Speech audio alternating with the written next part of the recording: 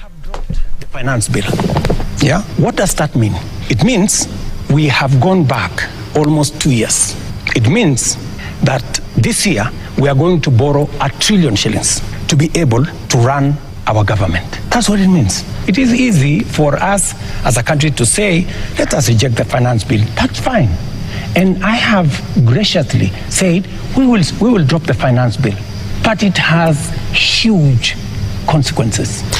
The president further said that poor communication and time constraints was to blame for Kenyans failing to understand the benefits of the 2024 finance bill. He added that now without the bill, which was meant to raise about 346 billion to bridge a budgetary gap, Kenya has gone back 2 years and will need to borrow at least 1.2 trillion shillings this year to keep the government operational.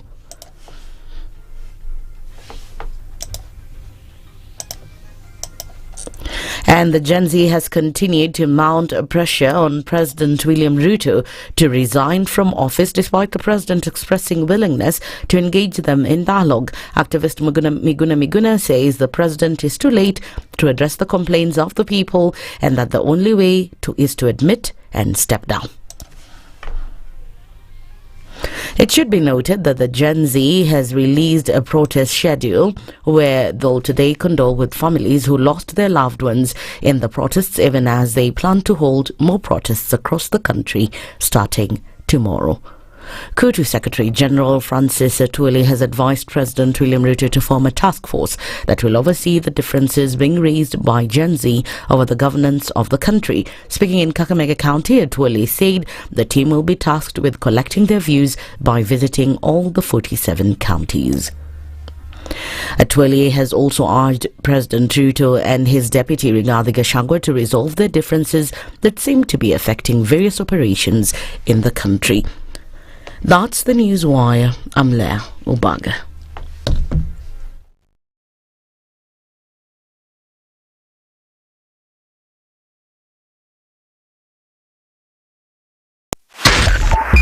.5 SpiceFM, Kisumu. The following takes place from 6 a.m. to 10 a.m. every weekday on SpiceFM. If we just gloss over issues and hope that time heals, then we might find that in generations to come, we might be back at the same situation. And the whole thing is born of stolen elections. Spice. When it comes to the decisions you make, you must be independent. There's no way you can allow one institution to dictate to you how you're going to conduct your operations, how you're going to decide cases. It's a no. When you weaken the institution to the point where they cannot take action, then you realize that politicians have to come up and now start dealing with the issues. That conversation has to die. Our politicians do not like the hard stuff. We must insist on the path of doing things right, whether popular or unpopular. Money changes hands. That is a fact. If you have political goodwill at the highest top, like in Rwanda, then corruption will be an issue of the past. If you don't have political goodwill at the top, we will pass laws, we will amend laws, we will continue passing laws and re-amending laws, and nothing will happen. This is the Situation Room, the only way to start your day. Good morning, and I love your show. Thank you. Having come from a Kikuyu radio background, I migrated to Spice because of the content. I was born in a slum, but somehow I got a break in life. So sometimes when you see the sweating coming out because of the passion and whatever it is, behind the noise, there are people, and we share the same umbilical cord. It shouldn't be like that. I am so disappointed. We used to tell Honorable Raila Amolo Odinga that he's doing politics of conmanship, and even President Uhuru Kenyatta, serikali hii ndio iko na conmanship ya hali ya juu. You cannot promise people that you reduce tax, then you double. In politics, there is the issue of trust. For you to turn around and then stab the same people who gave you that trust, there is no other level of dishonesty. Na hii mambo utaona dunia tu. The Situation Room, Kenya's biggest conversation. Thank you very much, Eric, and it's good to be at the Situation Room. Always a pleasure coming here. This is the most challenging interview panel in Kenya. You guys are very well informed. And as you can see, Charles, today, very philosophical. To be poor in this country is the greatest sin you can commit, not just from a legal perspective, but from life generally. It is very, very skewed. We've just heard on the floor of parliament, just most recently, a leader within the ODM saying that Sisi ni ng'ombe is a baba. Yeah. Which means that you are willing to be milked dry. Hapo. You cannot force me to believe. I'll give way. If it's land that I'm told to return to you, I will. Okay? Because the court has said so. But I'll continue saying, watu wamenirusha. That's all that I'm doing. The Situation Room, Kenya's biggest conversation. If you go out of this country and come back the same person, then you have a problem. Buy land, 1 million. Put it there for 5 years. What's the purpose? It'll have increased in value. No, that's the thing. That's darkness. That's an eclipse. You don't do that.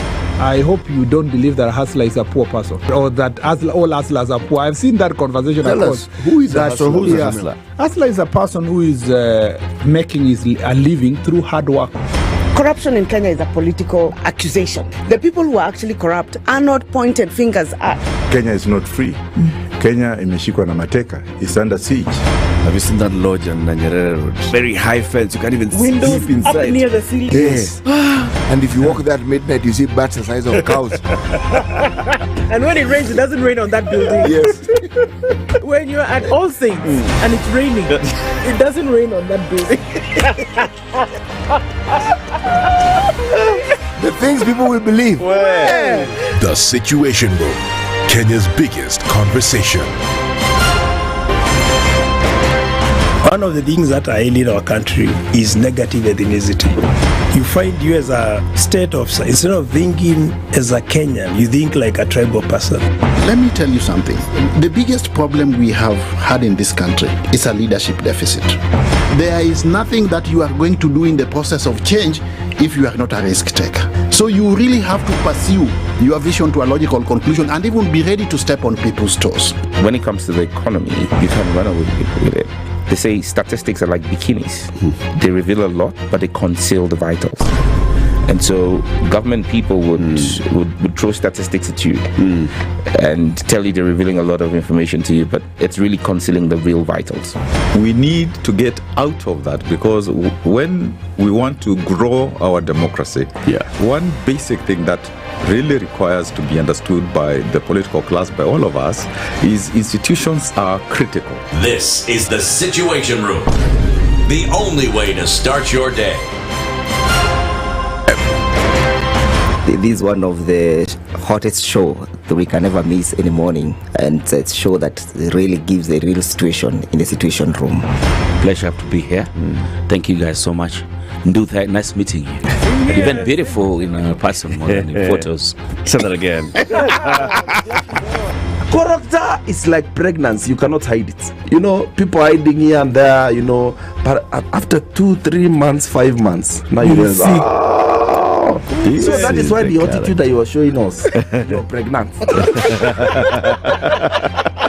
It's like what my grandmother would say. You cannot pickpocket a naked man. How's that? It's communal, isn't it? No comment. The Situation Room, Kenya's biggest conversation.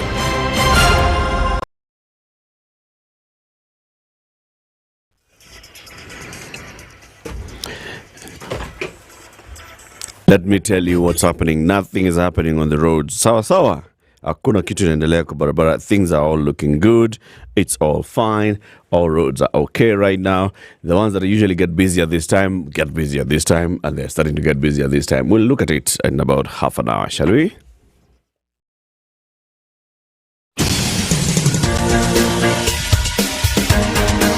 This is the Situation Room, the home of hard-hitting political commentary and penetrating insights about the state of the nation. This is a talk radio experience like no other. The Situation Room, a place for hard truths, debates, and elevated conversations. The Situation Room, witty, political, engaging, deep, controversial. In the room, we have C.T. Muga, researcher, academic, seasoned political observer, a fountain of wisdom in these politically uncertain times. Ndu Oko, Nigerian by birth, Kenyan by choice, communications expert, Pan-Africanist, a truth seeker and believer in people power, and Eric Latin, agent provocateur, the man in the chair, seasoned journalist, news hound, a man who believes in punching up, not down.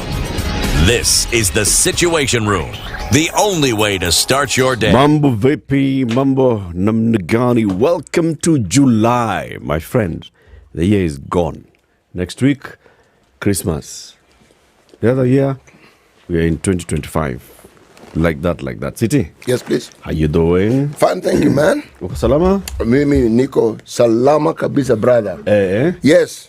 Watu wamesema tununue headphones mpya. Sasa tuko na headphones mpya, lakini bado haijatoa nini? Haitoa sauti fiti. Inatoa bass. I don't know what I'm hearing. Treble ile ingine. I don't know what I'm hearing. Hakuna soprano. Iko kitu huko tu inafanya dumas. Sasa yani hajapigwa majira fiti. Iko na too much soprano. Soprano iko mingi? Okay, tutaambia waongeze bass during break time. Sasa usikie boom boom kidogo. I sound like a man from Katonzweni. Is that a place? Is that a place? Kwanza, moja tu niseme, bro, jana, bro, mazee, kama ni flag uliinua, mazee uliinua juu sana kabisa, kifika Mount Kenya. Iko juu. Hata kuna ingine ilienda Kilimanjaro. Thank you very much. Very good. Maswali za maana kabisa, wewe na wale wenzako wawili bwana. Very good. Yeah? Kama maswali yaliulizwa. Very good. Thank you very much. Maswali nayo yaliulizwa. Na tuseme asante. Unajua na nafasi kama hiyo pia kupewa lazima ushukuru yule mtu ambaye alitupatia hiyo nafasi, sio? That's true. Yes, sasa rais, asante sana kutupatia nafasi kama hiyo. Sasa kitu kilichobaki rais, wewe kuja situation room. Sasa kuja tu situation room tupige story kidogo. Yes, uongee na wananchi. Lakini asante sana kwa kupanga mambo hayo. Yes. Wewe pamoja na press team yako na kukubali uhojiwe. Asante sana. Thank you. Very good. Yes. Very good. Indeed, we say all that. Everybody, welcome to this new month of July. We are here. Mama. We are here. We made it. We made it through the first half of the year. We made it through the financial year 2023-24. We're in a new financial year. Yes. And in case you get comfortable, Eric, KRA is still here. Ooh. And now that we finished June, oh man, are they going to be here? Ooh. Yes. Lakini uzuri ya kwamba unakumbuka ile amnesty walikuwa nasema? Waliongeza. Waliongeza? Waliongeza. Very good. Kutoka 2025, sasa ndio new amnesty. So kuna time ile wajua ile time. KRA asanteni sana. Bwana. Kwa asante sana KRA. Yes. Inabidi. Mzuri bwana. Angalau watu pumzike bwana. Wajipange upya. Yes. So our sister Ndu is not in today. Schools are reopening. Yes, they are coming after. Unajua after niyo. Meisha. Sasa Ndu has to play mother duties today. Yeah. Mother duties ni mzuri bwana. Mother duty is important. Muhimu sana. Important. And that's why she'll be. So let me tell you what we shall be discussing in about 45 minutes or so. We'll be joined by the MP for Nyeri Masaba constituency in Kisii County, Dr. Architect Daniel Manduku. This man, following what was happening in the country last week, and especially the debacle within Parliament, you know what he did? He wrote and said, I think it's clear that the people of Kenya have lost confidence in the institution of Parliament and all members therein. I think then the best thing to do is to restore confidence in Parliament. Why don't we go and seek fresh mandate from the people? He is asking the Speaker of the National Assembly to say, fanyeni hivi, I will ask the President, we formally call an election. Imefika hapo. Anasema, let's do this. Let's just disband this whole thing. Everybody go home. Kila mtu aende kwao. Everybody go home. Yeah. Maza kuna wengine shida ni hii bwana. Some people will not be able to go home. Kwenda nyumbani ni noma. Some people will not be able to go home. Hapo ndio shida. But he'll be here at 7 to tell us why he thinks that Parliament should be dissolved and a fresh election called. We'll have that conversation with him. We had also invited the Cabinet Secretary for Public Service Performance and Delivery Management, the Honorable Moses Kuria. He was going to come and talk to us about what he feels, what's going on in the country. And also, he's been on a warpath, so to speak, directly with the Deputy President. And we wanted to ask him, Nini? Kwani surely, must this thing be in the open? Yeah, Nini. Can't you guys just fight quietly? Surely. Don't you respect elders? Yes. What's wrong with you? Who brought you up? Aye. But then he has called and said he'd like to postpone and push this meeting to a later date, this interview to a later date. So 8 a.m. we'll have another conversation, a different conversation. We'll be looking at what's happening in the country. And then at 9 o'clock, let's open up the phone lines and let's engage all of us as Kenyans. Because these Gen Zs, they're saying Tuesday again, they're doing the same thing. And Tuesday, by the way, is tomorrow. In case you thought it was next week. Kesho Tuesday, at the Gen Z are back in the streets. They are back on the streets. Let's have that conversation and discuss. The live stream is up on YouTube, on Facebook, on Imata. Hey, inanimulika kila mahali. Yes. On YouTube, Facebook, on TikTok, on Radio Garden. We're live on SpiceFM as usual. So let's take this time at 17 minutes after 6 to take a look at the weather forecast. I'm going to tell you how the weather is going to look like. And then we will look at the headlines. Leo tuko na magazeti yote. Kem. This is the Situation Room, the only way to start your day. The weather with SpiceFM. It's cold in Nairobi, my friend. It is now starting to warm up. It's 12 degrees now in Nairobi. Nakuru, it's 12 degrees. In Nyeri, it's 13 degrees. In Kisumu, it's 19 degrees. In Kakamega, 13 degrees.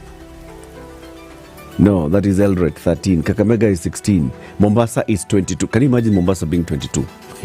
That's cold. Malindi is 25. Kisumu is 19.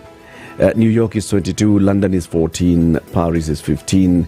Beijing is 27. Kinshasa is 22. Kampala is 18. Johannesburg ni kubaya.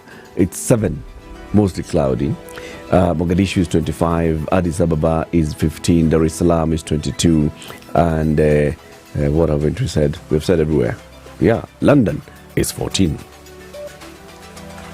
Mature, intelligent talk every morning.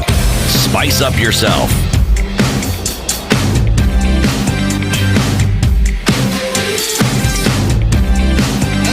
Mornings done right. 94.4 Spice FM, Nairobi. Wacha tusalimie watu ambao wako hewani, wameingia, wamejaa kwenye mtandao. Good morning everybody and welcome. Evans Gikonyo has been in. Hello Ndu, Latif and CT. Hapa ni makofi kwa mkurugenzi. Latif, thank you very much. Thank you very much. Evans Ntabo, good morning. Peter Kiberu, good morning. Spice, big up Eric. The new buzzword is the tone deaf. Hello everyone. Steven, Jay Wangai, Dominic Abuga, Agri Momanyi, says Sir George Gashuri, of course, Samuel Bakora, Desmond Ortiz, watu ni wengi bwana. Kuna Brian Oginga, Sabit Yusuf, Haman Odonyi, listening in from South Carolina, USA. Peter Kuria, kutoka pwani ya Kenya. The 2000 kudos, Eric, ulifanya vizuri sana on your interview. Asanteni sana. Ongenye Malala, happy new month. Watu ni wengi. Stella, Wiki, Mashari Njero anasema good morning Spice. You have to be very smart to tell a lie consistently from Portland, Oregon. You have to be smart to tell a lie from Portland.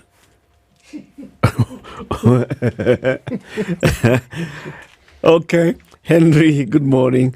Leo, good morning. ati unaitwa Redefender. Redefender. Asante sana. Good morning, Muniz Cast. Good morning, Spice FM. Forgive us, Eric. We did not know your game. There was a game. Allah. Mambo mengi. Mambo ni mengi. Good morning from Minneapolis. Kila mtu. Karibuni sana nyinyi wote. Hawa watu ni wengi sana city. Baba ni wengi. Wasalimie wote wholesale. Nyote mnasalimika. Wholesale. Popote mliko. Yes. Mnasalimiwa nyote. Including those who are tuning in on Facebook. Yeah, Facebook kuna Alan Odhiambo, kuna Akram Morgan, Oisebe, Crispin Namangoloa, Sultano Deo, kila mtu hapa. Karibuni sana. And thank you very much for joining the conversation. Happy new month. On this first day of the new month, of the new financial year, City, where are we going for Proverbs? We are in the Republic of Angola. Angola? Yes. Okay. But keep it tuned because next week we'll be in Sao Tome and Principe. Yeah, Eco Africa. In Africa? Baba, it's the 53rd largest country in Africa. The 54th largest country is called Seychelles. So Tome and Principe. Principe ile wajua sasa next week tuko huko. Allah. Haya. So, tuko Angola. Angola is actually in west central coast of southern Africa. It's the 7th largest country in Africa. Okay, now a question to our listeners. We hear of people saying Anglophone. We hear them saying Francophone. What phone do you attach to those who were former Portuguese colonies? Those ones? Yes. They are called Lusophones. Portugophone. I mean, you're inclined to say Portugophones, but they're called Lusophones. Lusophone. Yes, countries that were colonies of Portugal, and they still speak Portuguese. All right. All right? And they have many keys. So, Baba. Yes, they are bordered by very many entities. We'll talk about those tomorrow. And the capital is Luanda. Okay. Now, we have very many towns called Luanda in this country. But that's again a story for another day. Let me tell you the proverb for the day. One cannot blame a bug you crushed for smelling bad. One cannot blame a bug you crushed for smelling bad. B-U-G. B-U-G, bug. Umekanyaga bug. Oh, si begi. Si begi, si mkoba. Si mkoba. Okay. Yes.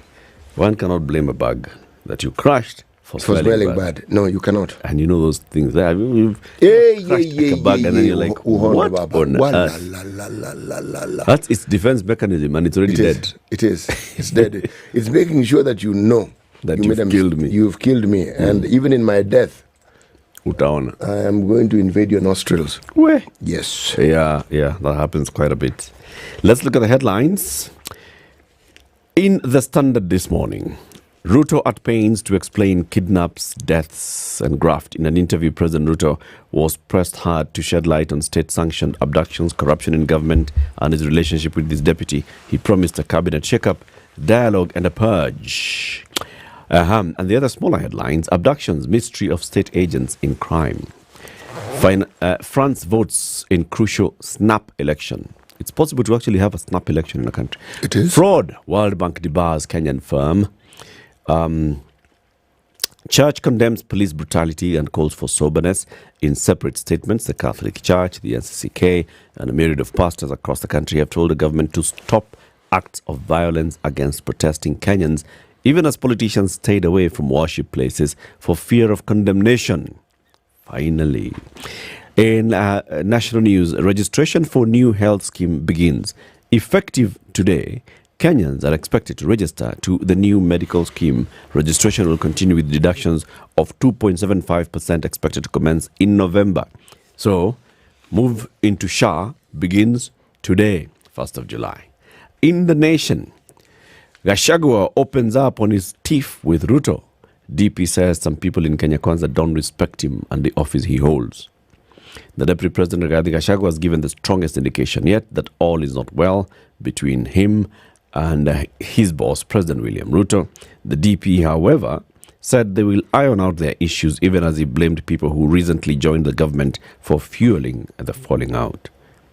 Who recently joined the government? What? The people who recently joined the government. I read this and I wasn't quite sure what I was hearing because who are they exactly? I mean, this is a question I would ask. People who recently joined the government.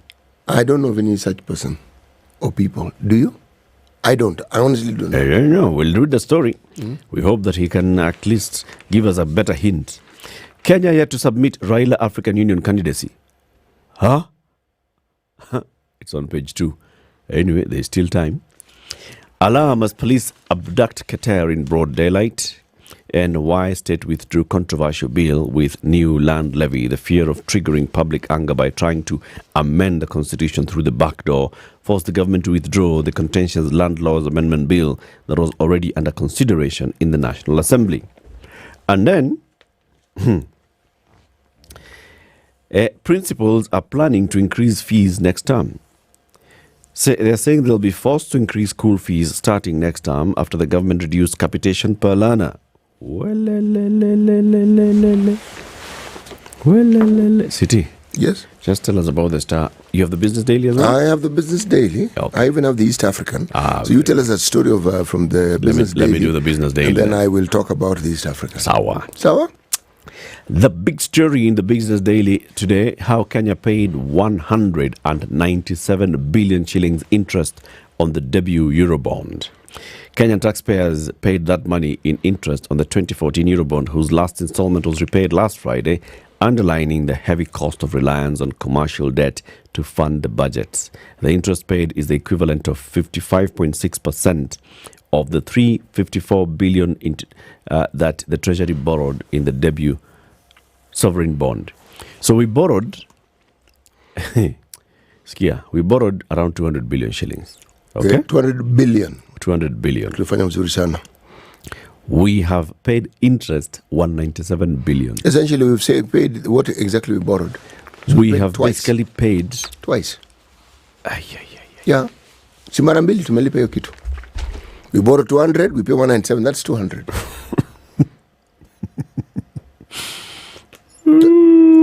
I don't know. It must make sense to some people who understand these matters better than we do. I'm confused. Higher. Gen Zs hold less than 3% of state jobs, according to Public Service Commission report. They say that less than 3% of jobs in ministries, departments and agencies, that's NDAs, are held by Kenyans aged below 25, according to a report by the Public Service Commission, citing concerns about low pay and lack of flexi time and underlining difficulties in retaining young talent. Yonishida. Uganda's exports to Kenya fall on trade tiffs. Allah. NHC is stuck with 1.3 billion shilling unsold houses. The National Housing Corporation is stuck with houses valued at close to 1.3 billion that it has been unable to sell, even as the state pumps more through its affordable housing program. Why are they unable to sell these houses? I don't know. The story is in... So they should be able to sell them. Kenya Re shareholders 840 million shilling dividend, and Nairobi Security Exchange firms want unsold KTDA tea destroyed. Tell us about the East African. Yes, then I'll go to the Star. Okay. Let me start with the Star first. Tuende nyumbani ndio tuende. Yes, Afrika Mashariki. Top right hand corner in teal green. Forced out of car. Ex-MP bundled into police car in gangland style arrest. Stories on page 2. The story of Alfred Keter. Obituary. Politician Maina Wanjigi dies at the age of 92. Okay, of all Maina Wanjigi's public roles, overseeing land distribution and resettlement of natives, meaning us, to the former White Highlands were the most significant. It earned him enemies. He was the father of Jimmy Wanjigi. Lonely Road, MPs boycott DP Rigathe's Bomet show. The frosty relationship between Deputy President and Rift Valley leaders seemed not to be over after they skipped a church service in Bomet yesterday. The function was only attended by MP Johanna Ngeno. Law and order. Second batch of Haiti cops to leave mid-July. A second team of Kenyan police will depart for Haiti in 2 weeks. Official revealed. This is after the advance one began patrolling Port-au-Prince as part of the UN-backed mission to battle armed gangs that have taken over the capital. Then bang in the middle of the paper, robbing the sick. 51 million paid for patient admitted to different hospitals at the same time. Meaning you are in Bagathi, yes, you. One then patient. One. Then you are in Kenyatta. At the same then time. You are in Mama Lucy. At the same time. Yes. And just before you breathe, you are in Jomo Kenyatta. And all those facilities allegedly bill NHIF. Yes. A total of how much? Wrought at NHIF, 51 million in total. Wrought at NHIF, puzzle of 7 billion payments. Total now, when they do the arithmetic, they look at this, 7 billion. Management on the spot for attributing some excess payments to typing errors. Here we go again. They say this one, typing errors. Then there's a picture of the president seated, reading the Bible. Ostensibly, it's clearly he's reading the New Testament. And the caption is, I have no blood on my hands, says Ruto. That is the story in the Star. Now, the East African, interesting, this East African, they also have, it's not really bang in the middle of the paper, but they have green. It's not still green, it's lighty sort of green. Just some green. Yeah, it's green. It's like the diluted green. Census, why Uganda family is now smaller. Count shows that the average household has been shrinking over the past 30 years. This is a story on page 5. The country has now 45.9 million people, up from 34.6 million counted in 2014 as the list shows. Okay, in Andaga Hivyo. Wave against more taxes sweeps East Africa. From Nairobi to Dar es Salaam, oppose new tax plans on high cost of living. Okay? Allah? Yep. Hata wabongo pia wamekataa. Wamesema hataki hiyo mambo. The government had shelved several new taxes and suspended others, causing the exchequer a 200 million bob. Tanzania bob. Hii pesa ni Kenya shilling bob. 200 million. Sasa hii wameambiwa Tanzania traders strike over harassment. Okay. There's a bang in the middle of the paper here. No compromise. You will never have a military base on our shores, Somalia President Hassan Sheikh Mohammed tells Ethiopia, which he accuses of bad faith. He's also putting Shabab on notice as AU mission winds up. This is that thief about Somalia, Somaliland, Ethiopia. Yes, that one. Okay. So the president, what's the name of the president? His name is Hassan Sheikh Mohammed. Yes, that's his name. Okay. Yes, told them categorically, and even as we've heard, you are not going to put a military base on our shores. The deal has been inked between Somaliland and Addis. You can ink it as much as you want, but as we're telling you, this is our country. It's our country, and I'm the president, and I'm telling you, it's not going to happen. Yeah, this is setting the stage for even more discussions, more heated talks, and more conflict. Yeah. Yes. Okay, 27 minutes to 7. Why don't we look at traffic and see what's happening on the roads?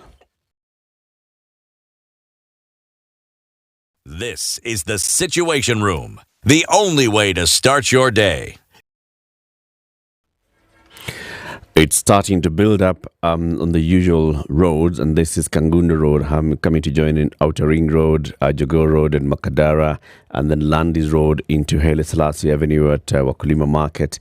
These hours, it's usually very, very busy. Thika Superhighway starting to build up at Utali, and then Kiambu Road is clear. All the other roads are still looking okay. Let's see how they shall be looking like at about 7:10. Mature, intelligent talk every morning. Spice up yourself.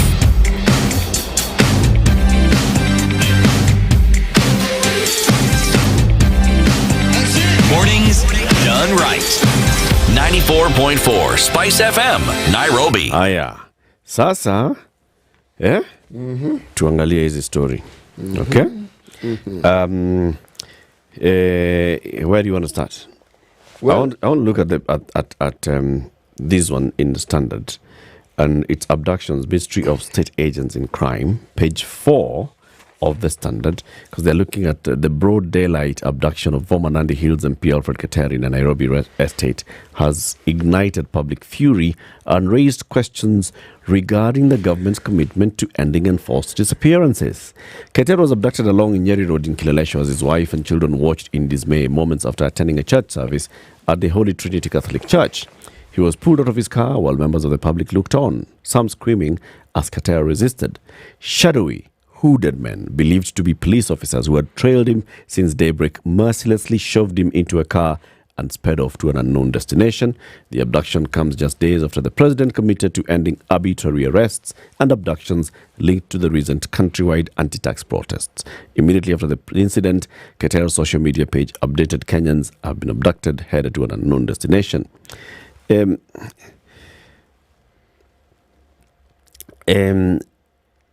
There's something that was happening as things were going on, okay? There was somebody who said, wewe toka hapa, wacha maneno mingi, move away, stop talking too much. One of the hooded men is heard ordering as Keter's children heard wailing as they cried to convince the abductors not to take away their father. A source at the National Police Service said he was taken for questioning at the DCI headquarters along Kembu Road before being transferred to Kamukunji Police Station. An officer with knowledge of the plan confided in the Standard, "You have not seen anything yet."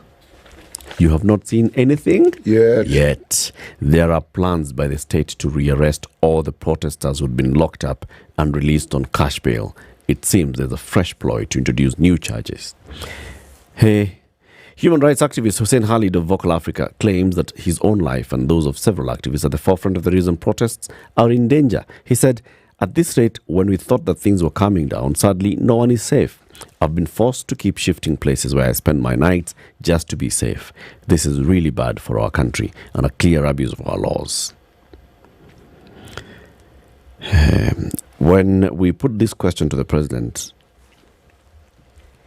he said the police were conducting arrests, not abductions. Okay. He said these were not abductions, these are arrests by police officers. Okay. And police officers, in his words, he says what he has been briefed by the police bosses is that some of these people have been summoned by police and then they don't appear. So the police now do the next thing, which is they come for you. You see, they tell you to come and you don't come, they come for you so that you come. Yes. And it's because the security forces are working at protecting lives and property of innocent Kenyans. I'd like to understand something. How exactly does this happen? Do the police call you? Do they send you a letter? Do they send you an email? How exactly do they communicate to you that they wish to see you? Because if I get a message saying, "GT, come to Kamkunji police station," I'm certainly not going to go. How do I know that that is the police? Is there a way that determines that without a shadow of a doubt you will know that the police have asked you? Is there a formal way in which the citizen can know that when you get a message which has been crafted in such a manner, you then know that you're being summoned by the police? I guess if the police tell you that come to XX police station and report to the OB desk or report to XX station, the DCI office, then you assume that because they have told you come to an establishment that is registered as a police station. Should they not identify themselves, Eric, and say, "I am so and so. I'm DCI, APC, yes. whatever it is. Yes, and I'm calling you from this and this, whatever, and you're expected to report blah, blah, blah on this day at this and this time." Would that not be a little more comforting? Because I know they've identified themselves, they've told me that I'm required, blah, blah, blah. Yeah. But is that what happens? That just follows. The question is whether these calls actually do happen before what we are seeing.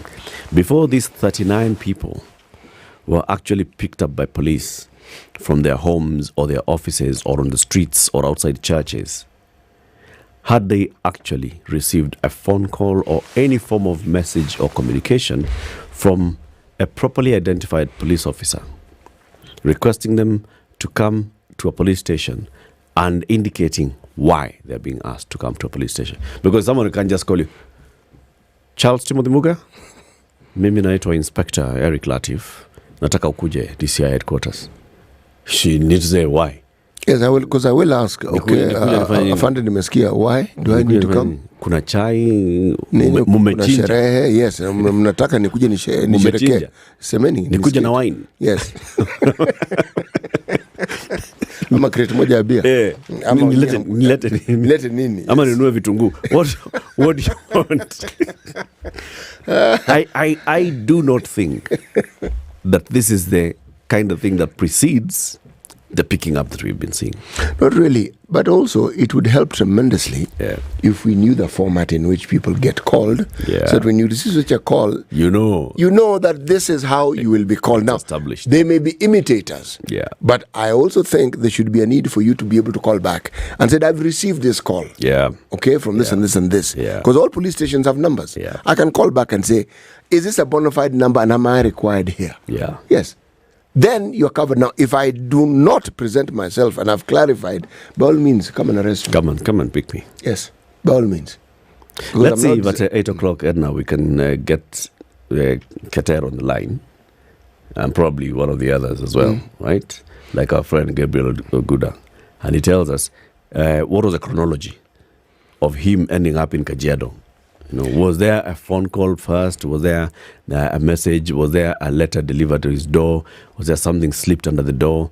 Was there an officer who had come and knocked and told him? I think we need to look for Dr. Reselia. Kesho Sambili, ukuje.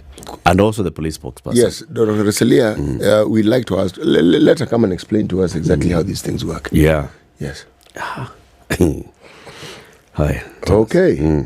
You know, people imagine, for instance, Eric, that when President Ruto said, okay, I'm not going to sign this thing, blah, blah, blah, blah, blah, blah. He's not alone. He is not alone in East Africa. This one I will not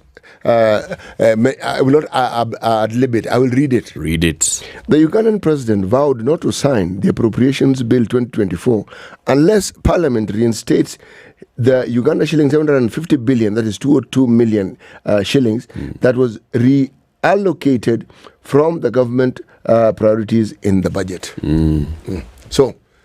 So there was an appropriations bill. Yes. And the Ugandan president returned it to Parliament. He said, I'm not signing this thing. Because of why? Somebody had shifted some things. There was some allocation which should have been in one place and Parliament had to reallocate it. He said, if you just twiddle and fiddle around with this thing, I'm not signing it. I'm not signing it. I want this money to go I want it to go where I told you it's supposed to be going. So it was maybe going to education and they put it to CDF. No, maybe they put it to disaster management. I don't know. But the problem is, East Africa is having a rethink about the many things that they're doing. And it is a good thing that East Africa has a rethink. Everybody does that story about Tanzania and their own finance bill. All right. There was a story about it. There is a story. The story is on page 4.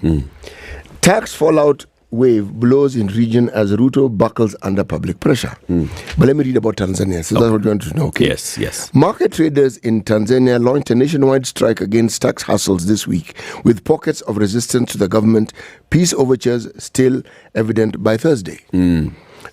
This week's strike began at Kariakoo. They also have a Kariakoo, and later spread to other urban markets across the country, indicating rising discontent over alleged harassment by government revenue collectors, especially when inspecting compliance with requirements of electronic physical device, receipts, and electronic tax stamps from transactions.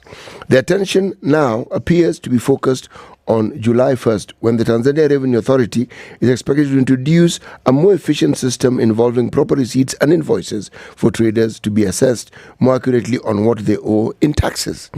After meeting between the traders, leaders and Prime Minister Kassim Majaliwa in Dodoma, government spokesman Tobias Makoba on Thursday announced interventions to end the go-slow. These include Tanzania Ports Authority adding an inland container depot to clear cargo imported by market traders for domestic sale. The TRA set up a mechanism for monitoring local sales of 8 specific imports under cap prices schedule.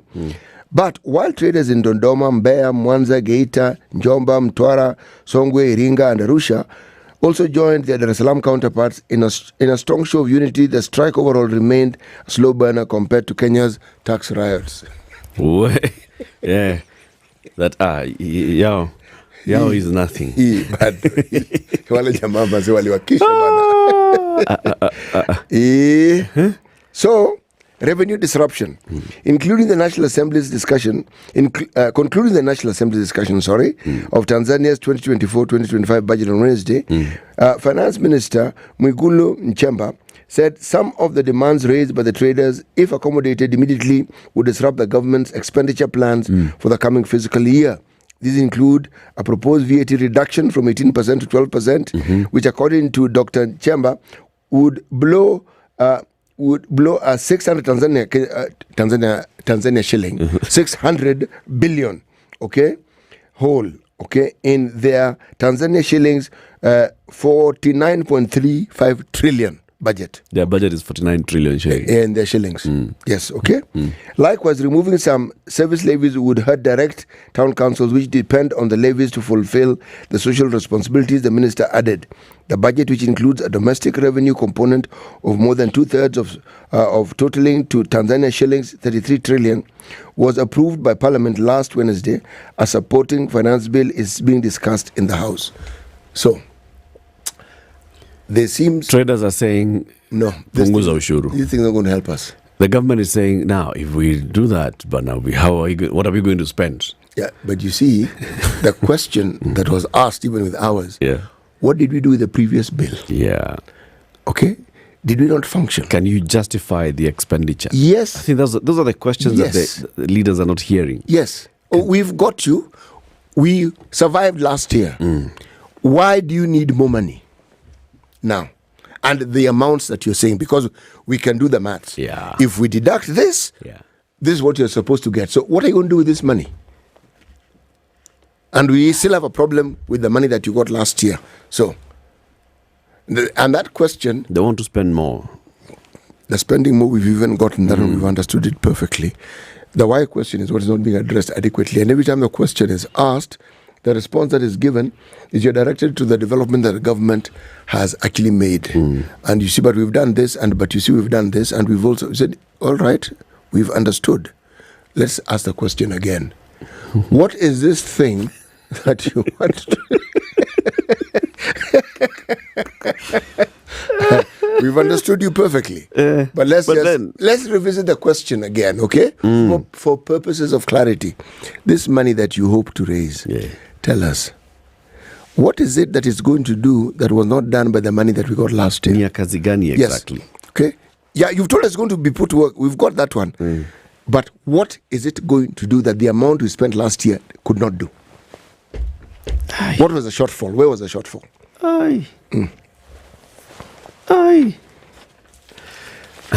Let me look at the star. Please. You know the star? You know, this thing, I'm just going to mention this in 2 sentences, then I'm going to go to the story that I want to look at, NHIF. I have no blood on my hands, says Ruto, on death of protesters. President defends police action during the demonstrations. This is a story written by the Star team. And they are simply commenting on what it is that the president has said, his response to everything that is going on, including the round table discussion yesterday. Now, this, I'm leaving it aside because it's a discussion that requires a little more attention than this. Yes, and probably we need to ask the public to tell us what it is they think and where they think the blame lies, because people have died, people have suffered, people have been injured, and they certainly need to tell us what it is they think. NHIF wrought at NHIF puzzle of 7 billion payments. Okay, that one, by the way. Yes. Nimekalia kitikitako. Please read it now, slowly. Slowly? Yes. Okay. 7 billion. Yes. Okay. I want to break it down for you. Okay. NHIF audit 2023. Okay. Okay. 767 million unsupported benefits expenses. Okay. We were going to that amount that I mentioned. Okay. 2.5 billion unsupported other operating expenses. Okay. 462 million unexplained overpayment on NHS expenses. Okay. 47 million duplicate payments for deliveries. Linda Mama will pay double, triple. 300 million irregular claims management and payments. 54 million irregular expenditure on medical camps. 367 million variance in hospital bills versus claims paid. Claim is this, payment is this. Why? And payment is is more than the claim. Okay. 38.8 million overpayment of legal fees. Overpayment. Yeah. So you wonder what exactly was paid. And this is which year? We're talking about the 2023 audit. If it's 2023 audit, it means it's audited the year before. Yeah. Yes. Okay. 18.4 million unexplained surgical expenditure. 185 million irregular claims by healthcare providers. Okay. An impact assessment study presented to the board in 2020 estimated NHIF medical fraud at 29%. The risk of fraud was higher in the enhanced scheme, such as Eduafia. Services in this scheme were mostly offered at level 2 facilities, most of them lacking the infrastructure for biometrics. Where? From the financial statements of the year 2019 to 2022, the Health Committee on National Assembly noted that while premium contributions were increased threefold, benefit payout have increased fivefold. It also observed that the fund had liquidated some of its short-term investments without reinvestment. Short-term investments reduced from 113.3 billion in June 30th, 2022 to 8.2 billion as of June 20th, 2023, implying NHIF financial sustainability would be compromised. The committee observed the possibility of fraud and corruption occasioned by the collusion of NHIF staff, healthcare providers, and beneficiaries. Now, because this has been the story with NHIF for very many years. It has. Right? It has. Just that the amounts keep getting bigger. And there have been many attempts, or so we are told, to try and do away with this internal fraud. Yes. Because whichever fraud happens, even with the health facilities, there is some internal aider and abetter. Yes. Okay? Yes. We are moving into SHA. Yes. What guarantees and safeguards do we have that the same will not be absorbed into SHA? What is the guarantee that we'll have even more problems with SHA? See, there is nothing that indicates that NHIF does not work. Yeah. No. What is being reported is that there's fiddling with it. Now, SHA, the authority, wants us to get into a new scheme. Now, new schemes have a period when people need to learn and figure out how it works. Especially because this was even have a new platform. Precisely. Now, we know from past experience that when this happens, the system is open to even more fraud than we're reporting now. Because the accountability measures that already exist within NHIF will be new. So they'll be trying these new things. And they're trying to figure out. That period of figuring it out and trying to see how best it works, it opens up that scheme to even more problems. This one we know, and that's the reason why audits can pick and say, it's wrong here, it's wrong here, it's wrong here. Because they understand it. Now with this new system, what are we going to do? And anyway, how sure are we it's going to work? Those are the things. You see, already, there are signs of trouble. And the signs of trouble are because the commencement of SHA was pushed reportedly because of, people are not sure whether this new system that they're going to be using is robust enough. But let's read this story of what to expect from SHA as registration begins today. I still want you to tell us that story of one person who was treated in 5 different facilities and 55 million. Okay, we'll come back there. We have all been added to WhatsApp groups at one point or another to contribute to family and friends' medical bills as the financial ravage of sickness hits families. To ease this burden of care, the Kenya Kwanza administration made radical changes that saw the folding up of NHIF and the establishment of SHA, hence effective today. Kenyans are expected to register to the new medical scheme. Registration will continue until with deductions of 2.75% expected to commence on November 22nd, 2024, when the repealed National Health Insurance Fund will be officially ceased. Until then, employees and self-employed will continue to contribute to NHIF. Health CS Susan Nahumecha says the new scheme is a key pillar in the government's move to actualize UHC. In preparation for the rollout of SHA, and social health insurance and its benefits are hereby announced that registration shall commence on the 1st of July. The decision to jump-kick the registration process was arrived at in a meeting chaired by President Ruto at State House on Thursday last week. An insider told the Standard that the meeting was to brief the president on the progress of adoption of SHA. The briefing at State House was about SHA, and it was agreed to extend the contract for NHIF to allow for registration. The head of state gave a go-ahead for registration. This will give the system time, even with hitches in registration, to ensure there is seamless transition. So this thing has moved. It was supposed to have started this month, 1st of July, such that the first 2.75% gets to SHA in August. Now it has been moved to November. It'll keep being moved. And the issue here is, we have to make sure that this system of ours is robust. Let us please not forget that by the time we say that we'll be beginning SHA, it'll be 13 months since UHC was launched by the president last year. Yes. During Mashujaa Day in Kericho. Yes. Right? Yes. And it's been this time that has been taken. Various teams, there's a team in SHA, there's a team in NHIF, there's a transition team in the ministry, there's a team of president's advisors in State House. All of them have been working on this transition. A year has passed. Okay. 8 months have passed and they were not ready. They have come out in the 8th month and said, we are not ready. They will not be ready until next year. That's the thing. I don't think so. The reason is because... So what happens when you start now contributing 2.75% of your salary and 2.75% from your employer? It goes into this kitty and then you go to a health facility and they have no idea what you're talking about. Yeah. But ask yourself the question. NHIF not works. Okay? Yeah.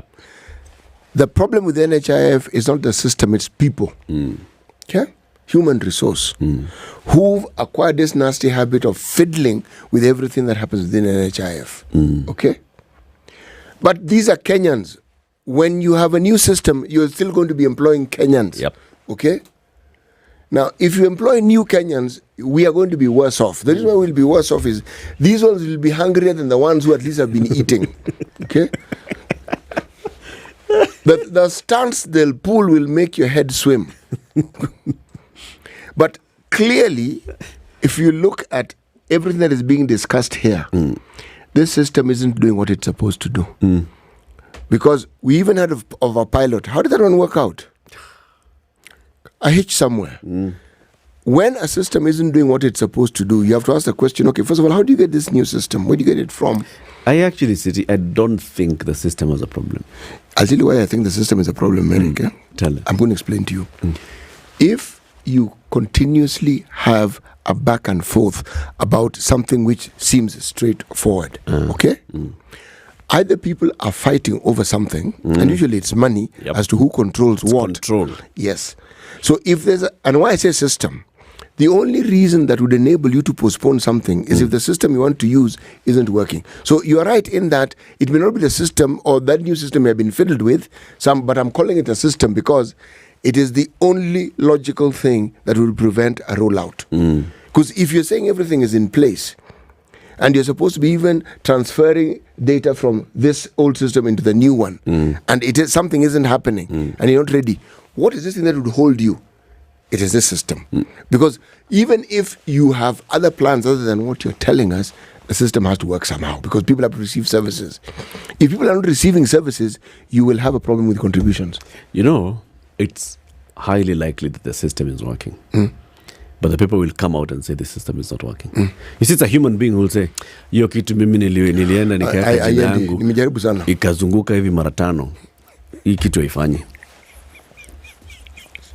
And it's if they say that, I mean, you can come there and say, oh no, look, in fact, let me even open the servers of this system. Open you it. see it works. Boss, hiyo kitu si mimi nakushow. Kitu haifanyi kazi. I'm very sorry, Waziri, this thing we can't start. Waziri, we can't start. We have to tell HE. We have to tell HE this thing can't start. Hii kitu iko na mambo mengi sana. Na haisongi fiti. Haisongi. This is Kenya. This is Kenya. We'll look at more stories. I still want to hear that one. In fact, after the news, before we start our conversation with Honorable Manduku, tell us, one person, 5 different facilities. Yep. 55 million. Yes, one. 7 a.m. Time for the news. Spice up your life.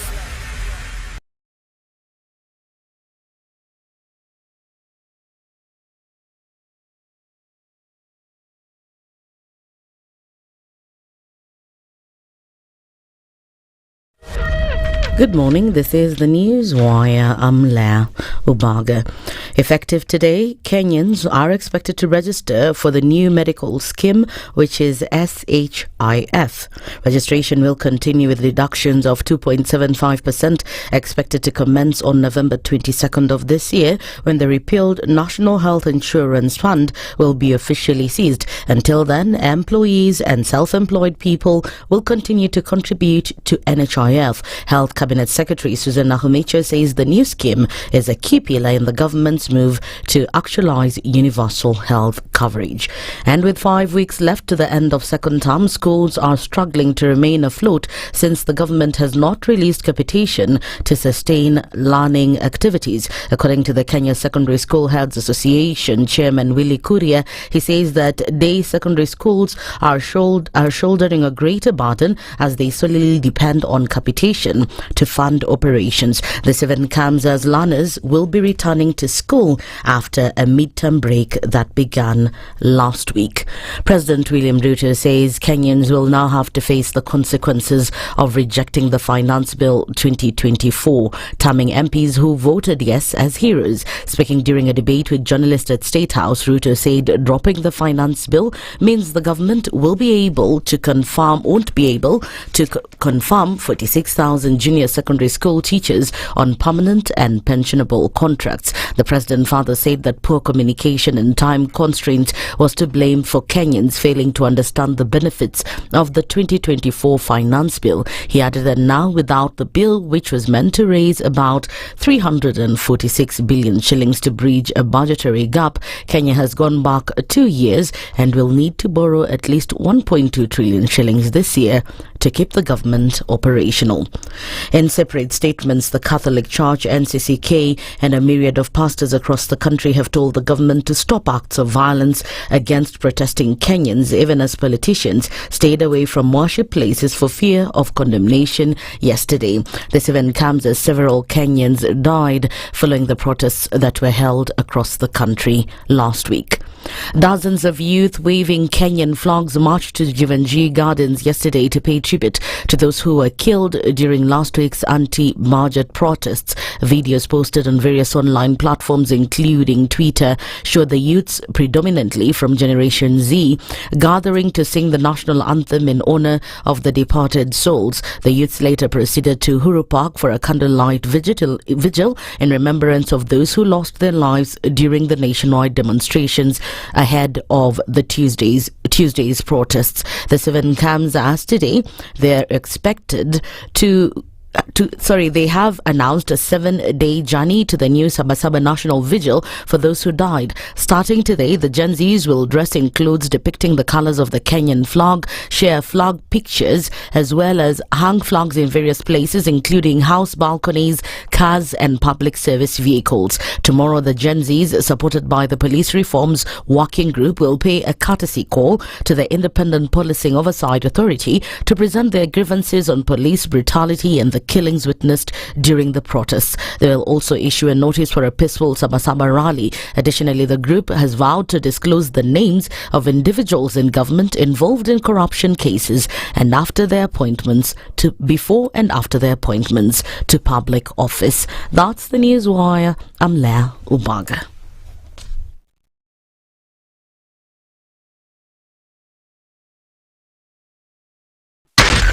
SpiceFM, Nakuru. Yeah, It's 7 a.m. So as we said, let's look at how busy it's gotten. It's getting quite busy. Thika Superhighway, it's stretching up past KCA University now. Jogoo Road into City Stadium, into Landis Road is very busy, into Haile Selassie, into town. Kangundo Road coming at Umoja 1 near the Outer Ring Junction is also building up. Langata Road is building up, heading towards town, but it's actually much busier in Mbagathi Road in Ongata Rongai. You know what happens inside Ongata Rongai? Quite busy as you approach the ridge into the river. And then the other roads, Ngong Road is moving as it normally does. Other roads, Parklands, this is Limuru Road is smooth, it's moving. But let's see if it's going to change in about half an hour, which will be now peak traffic hour.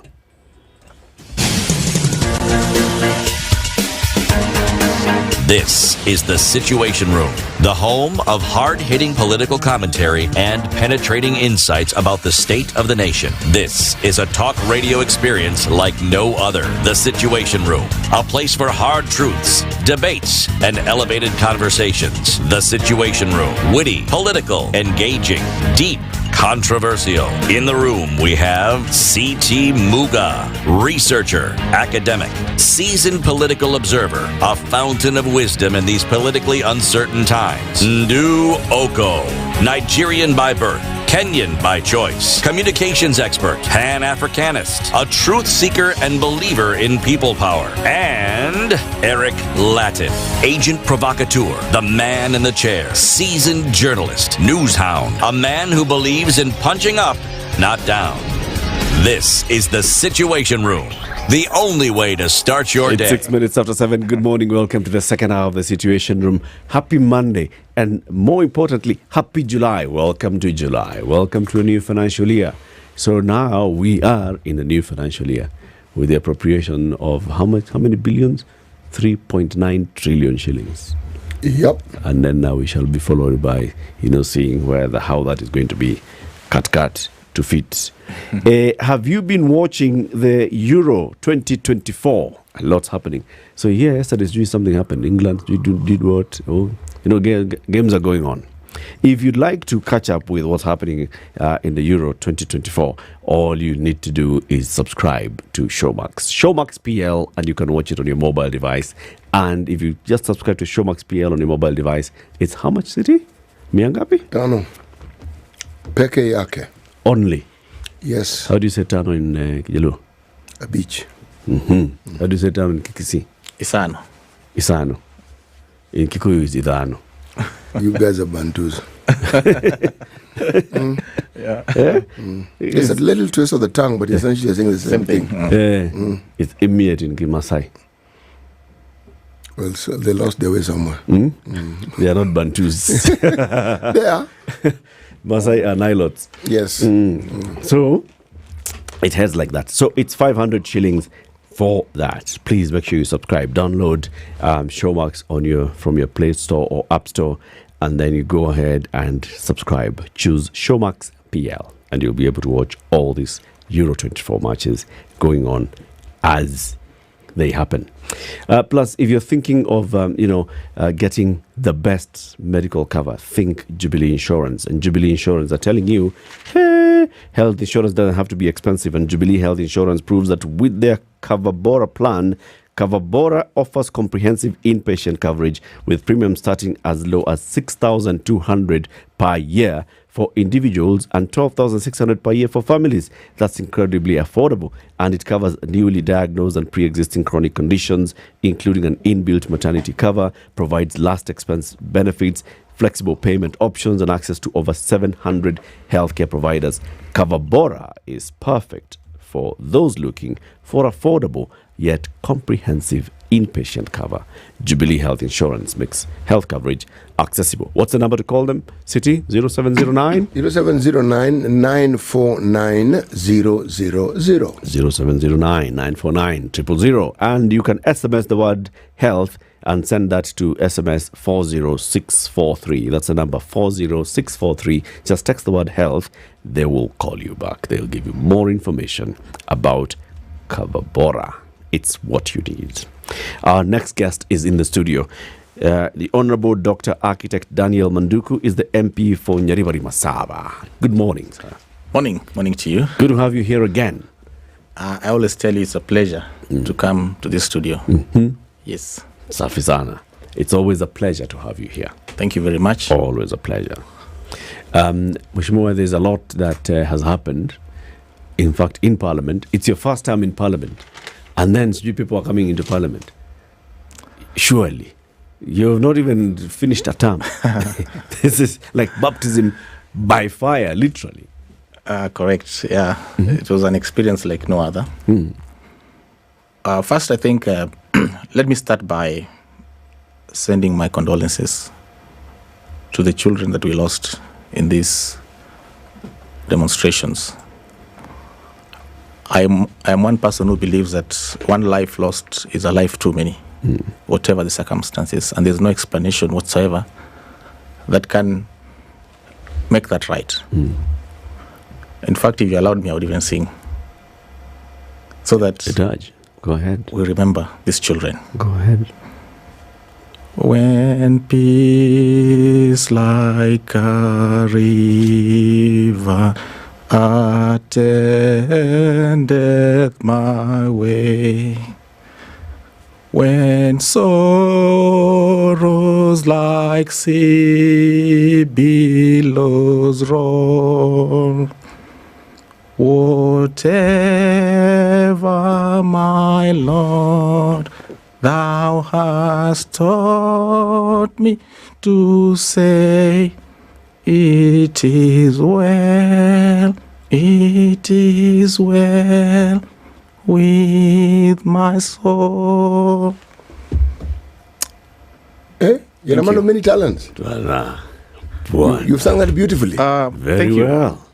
I want to say this, and even before I start the conversation, there are three images that come into my mind, born out of my experience on that day. The first image, and I think it was widely circulated, was that of Honorable Bishop Koskei being wheeled out of the chamber when the protesters came into the house and found that we had left him there. The second image is of the speakers being evacuated from Parliament ahead of the members of Parliament. And the third image is of that young man sitting on the speaker's seat and addressing the speaker in absence or in absentia. Why am I bringing these three images? The first image tells us that these young people were not malicious. Because if they were malicious, they would have harmed my colleague, Bishop Koskei. But more than that, it tells you that we are very selfish as members of Parliament. How could we run away, go into the tunnel, and leave our physically challenged colleagues in the House? And that's what we did. The second picture, where the speakers are evacuated ahead of members of Parliament. In fact, Speaker Amazon Kingi was evacuated in an ambulance. You know, in the military, if we're in military formation, the speaker is a general. The deputy speaker is a lieutenant general. The minority leader, majority leader are the major generals, and some of us are corporals and other ranks. In warfare, the general leaves last. You first ensure that your soldiers have all left or have been evacuated, then you leave. Here, it is the reverse. But more than that, when a speaker is evacuated in an ambulance, what does that tell you? The third image, that photograph, which has been circulated, I think I watched it from even CNN. And when you look at this scenario, whatever you want to say, Parliament was taken over. And this is a first, not just in this country, but I think in the whole of Commonwealth. I've tried to read through history and haven't seen any other jurisdiction where people have protested and entered parliament. And it therefore goes to confirm what Article 1 of our constitution says, that power belongs to the people. And we only exercise it as elected MPs or as elected leaders on their behalf. And so in a sense that day, they came for their power. And I would like this argument to be philosophical. Because, I gave a statement and said, I think we should all go home and seek a fresh mandate because the owners of the power have come for it.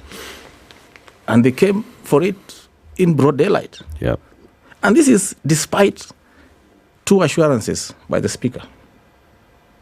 The minority leader raised a matter in that morning, that he thought there was a problem.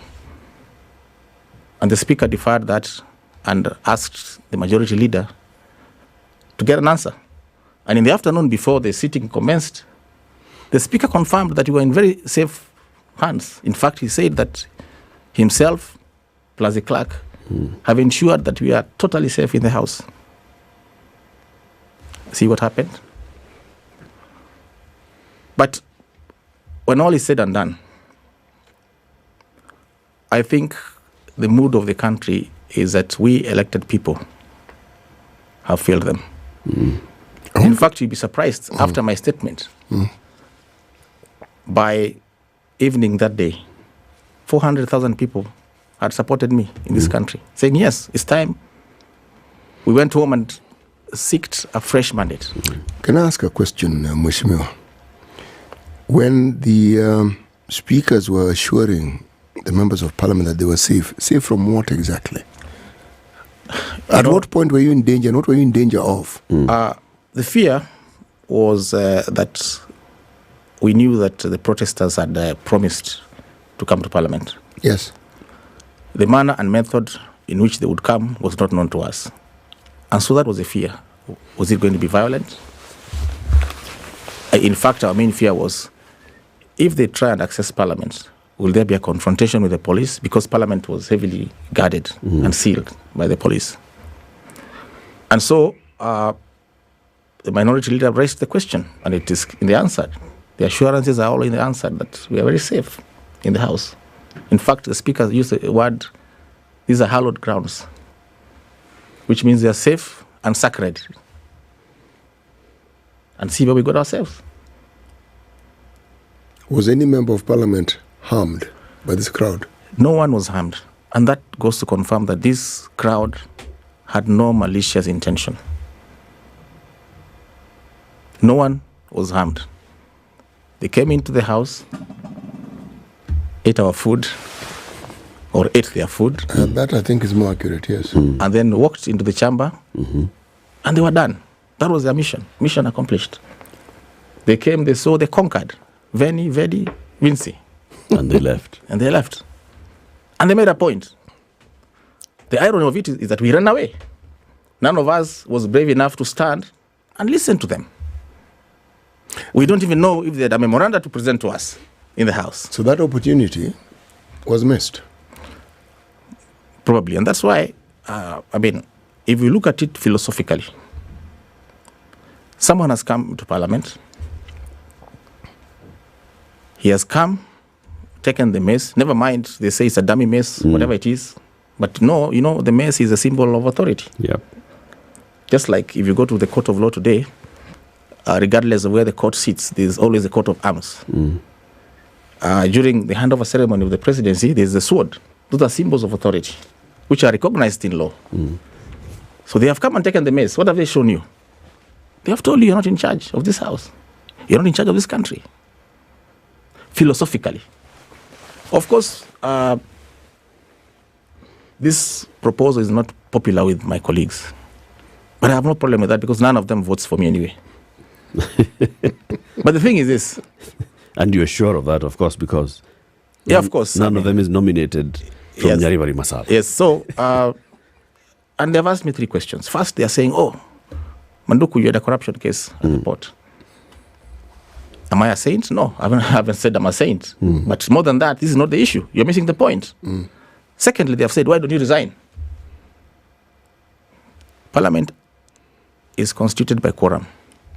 as long as there are 50 of us, we'll still transact business. So my resignation will not have an effect because Parliament will still go on. Then the third question, they keep saying, there's no legal provision for this. Dissolution of Parliament. Of course, they're missing the point again. At least I have created a conversation. And if there's no legal provision, then we can create the legal provision first. But more than that, if you look at the provisions right now, the only recourse is, I think, Article 140 of the Constitution, which allows for recall of members. Yeah. And I can assure you very many members are going to be recalled because the mood in the country is that Parliament has failed them. But there's also another provision, I think it is Article 267, which is a process where someone can go to court and seek judicial interpretation. And I'm sure if someone did that, the courts may pronounce themselves. But all that notwithstanding, I feel that it is time we went for a new election. Everybody goes home. And a new election will help us solve very many things. And allow me to tell you. The first thing this will solve is that, you remember in 1992, when the late Joseph Kamotho lost his seat in Kangema, he remarked that even a dog would have won on fodder silly. If we go for an election today, it will solve the 6-piece election mantra. Once and for all. Yes, because you'll interrogate your member of parliament based on his ability, not because of the candidate he supports up or the candidate that he supports down. We normally go to election, and because of our political architecture, vote on a certain formation. And so out of the 6, you're likely to get 2-3 wrong guys in terms of capacity, in terms of ability, even in terms of competence. But when you have one election, then you can get the right person without influence from the top or below. The second thing it will solve, and depending on how we do it, we can start having now what we call a staggered election. You see, in Kenya, we go home every 5 years, from the president, senators, governors, members of parliament, MCAs. And that has had a very bad economic disadvantage, because our economy develops in a 5-year cycle. I remember the former president Uhuru Kenyatta telling us that 1 year after election, we are settling down in government. 1 year to election, we are in the campaign mode. But having a staggered election, therefore, we'll have the advantage that Parliament will always be in session when other elections are held. And it will be a point of what we call midterm review. If you look at the US Constitution, very few people know that Americans hold elections every 2 years. And only the presidential election comes once in 4 years. Now, that gives advantage in continuity. The third thing that this will sort out, we'll have political party discipline. Because political parties will be engaged throughout. Because every 2 years, you are doing maybe county assembly elections. Yeah. And don't forget that we fund these political parties from the exchequer. Number 4, it will keep the IBC busy. Right now, IBC staff are waiting for the next election. But if they know that every 2 years they're preparing for an election, then IBC will be fully utilized. The only thing we have to do is to ensure that these elections are affordable. And so I think this conversation must start. There are very many things that you're proposing here. You're proposing to have the staggered elections. You basically, it starts from the principle of, can we first of all dissolve Parliament and then start this conversation all afresh? Is there any legal provision that can get the Parliament dissolved? Do you feel that Parliament has legitimacy to sit today from the sovereign of the Republic, the people of Kenya? And I hear you saying you don't feel that.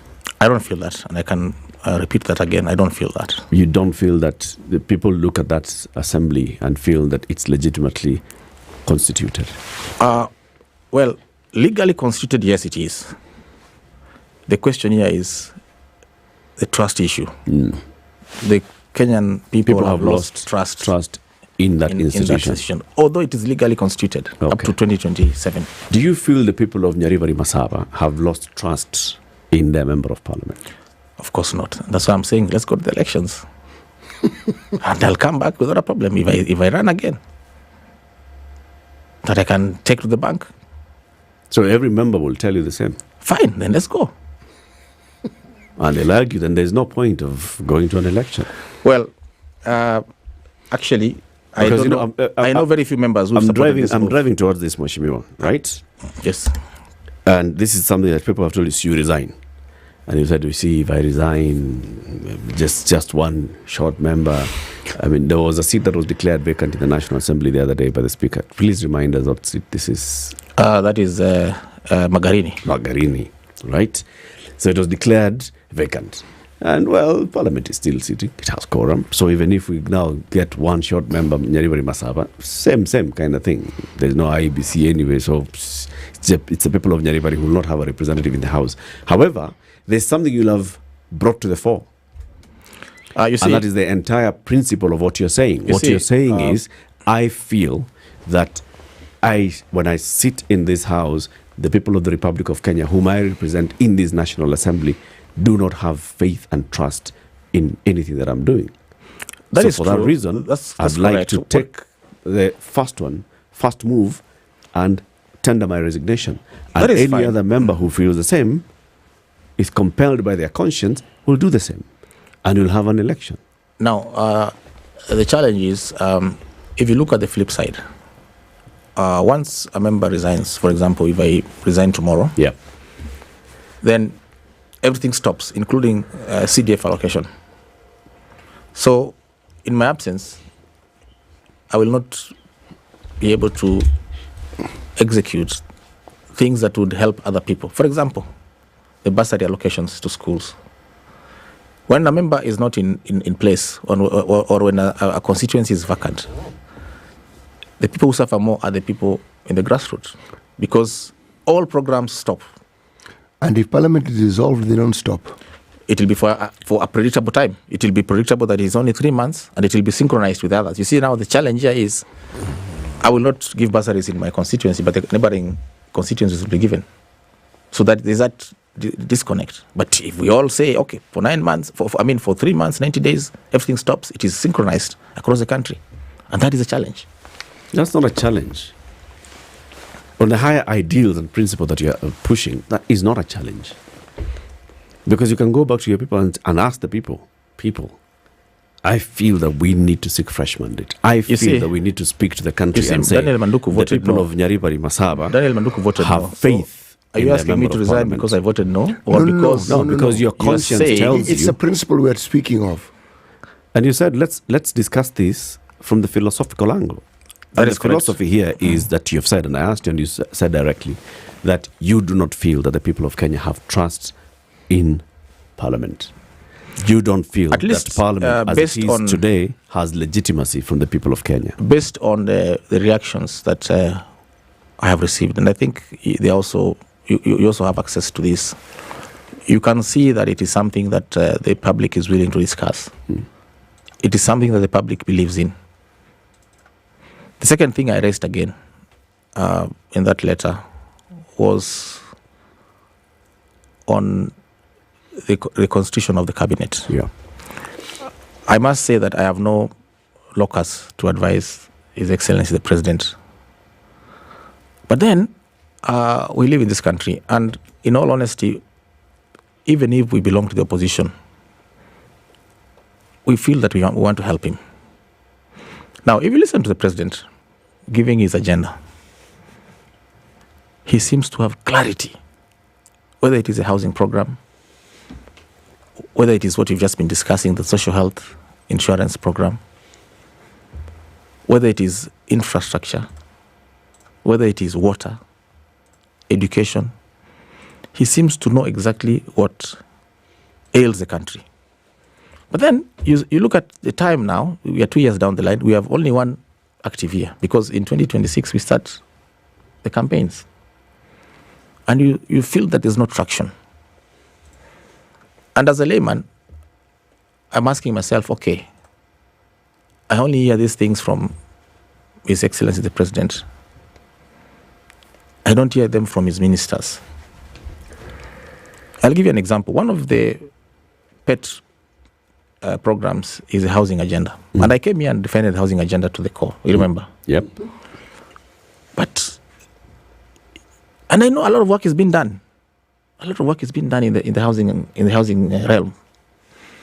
But then I have not seen the minister in charge talking about it or even visiting a site. I only see her visiting the site when the president is there. And this is what people start asking. I mean, are people working? Look at what we've just been discussing about the social health insurance. The Senate just rejected 2 regulations this week. And you wonder, this thing has been in the works for more than a year. Well, actually, almost 2 years. And you miss on public participation, which is a very obvious requirement in law. And then you're sent back. You see, you ask yourself, is there no traction? Let me tell you, Mwai Kibaki's government is on record as having implemented 97% of cabinet resolutions. I don't know how much this one is at, but it may not be near there. So I think he needs to reconstitute his team and get effective program delivery. Implementation here, does that also mean completion? Well, implementation ideally means from conception, the actual implementation, completion, handover, and even use. For you as a citizen, what is important to you is when you're using that facility. See, the thing that I wonder is the 3%. Does that therefore mean that there are projects that were never started, the projects that were started and not completed? And yet, if I understand government and the nature of it, it's a continuum. The fact that one government starts a project doesn't mean that they're the ones who are supposed to complete it. Agreed, but you see, in project management, there are what we call milestones. Yes. You can say we started 10,000, we have finished 15,000. Another 20,000 are at 80% completion. Another 15,000 are at 90% completion. Those are the kind of things we need to hear from the minister. And tell us, for example, how many people are on site. The president knows that. But the minister needs to come and show us and tell us, okay, in this whole chain, construction chain, we've got 100,000 young people engaged. 5,000 of them are plumbers, and they are gotten this certification. Those are the things that people want to hear. And then, therefore, you can justify the programs. Very true, but what you're saying seems to imply that the fact that the president can roll out numbers and the requisite minister doesn't, you think it therefore means that the minister doesn't have the numbers or doesn't know the numbers? It doesn't matter. We're in a political system. You are judged by what people know and what they've heard from you. Do you know we have a minister for water? Yes. Have you had any water programs in this country going on? And water is a critical infrastructure that we need. And we were promised 100 dams. How many have been done? How many are in tender stage? How many are ongoing? Those are things that people ask us in the village. We don't know when we are getting the water. We don't know when it will come. But we know something is being done. And it's about the optics sometimes. That brings in the issue of the cabinet secretaries being, so you say, aloof, quiet, not visible, not appearing to understand or to support the president, and then not being accountable, which brings in the role of Parliament in its oversight role in actually blowing the fish out of the water and saying, we have a cabinet secretary here, these are the programs that the government has, this is the money that we have appropriated to this ministry for this kind of projects, and we are not seeing movement in these projects. But we also don't hear the same coming from Parliament. Let's take a break. We'll ask that after we come back. 27 minutes to 8.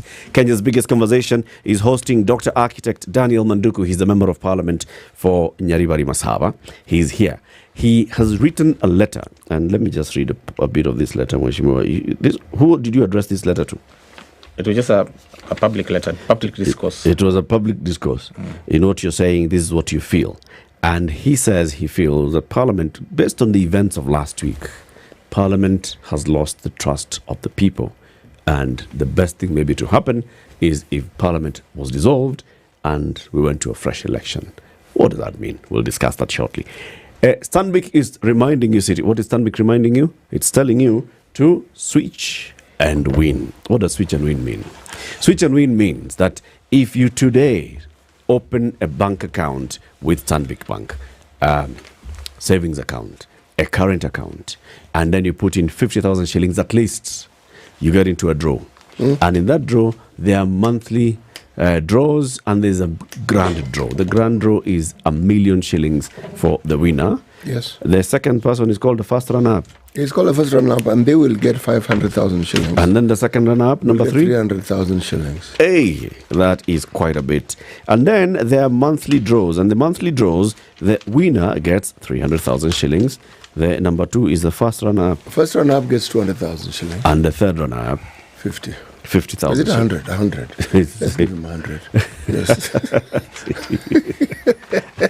You're dishing it. Yes, 50 ni kidogo. Tupatie 100. Yes. All you need to do is make the switch to Stanbic, and they're telling you make that switch today. Stanbic Bank has been voted the best, awarded as the best lender in this market, and there are very many products. Talk to them today. Good morning. This is the Situation Room, the only way to start your day. When you're impeached, you're impeached. When you are sentenced, you are sentenced. Madam Chief Justice. Until the sentence is set aside. Ukibeba vitu kwa roho utakufa. If you carry things in your heart, you will die. The reason for which you went to school and then gathered experience, that reason must be paid for. All right. Okay. This level. Shape up or ship out. Levels don't change. No. Since I'm not shipping up. You know my business partner here. Shipping out. Are we talking about the ship in the bathtub? Or the ship man? Emmanuel Talabu used to tell us a story of they were in school and they've been told to write composition about a ship. His classmate raises a hand. Teacher, are you talking about the ship or ship goat?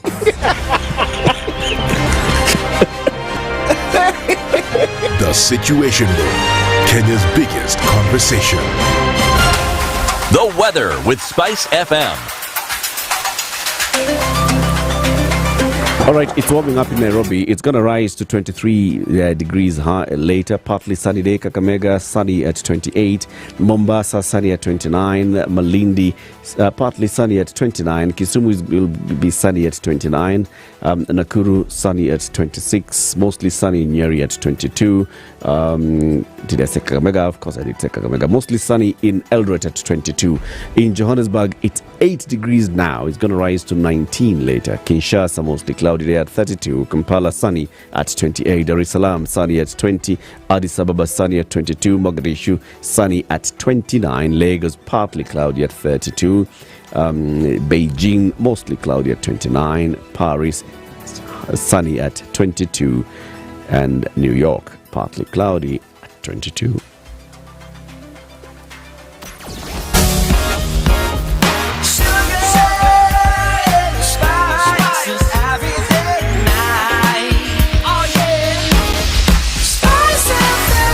Spice up your life.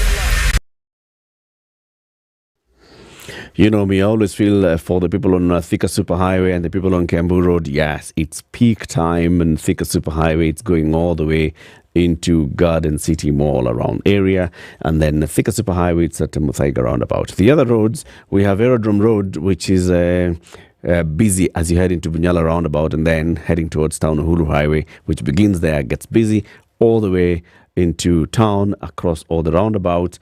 And then we're also seeing Muranga Road looking very busy towards the Globe Cinema roundabout. Westlands heading out towards Riverside Drive is busy.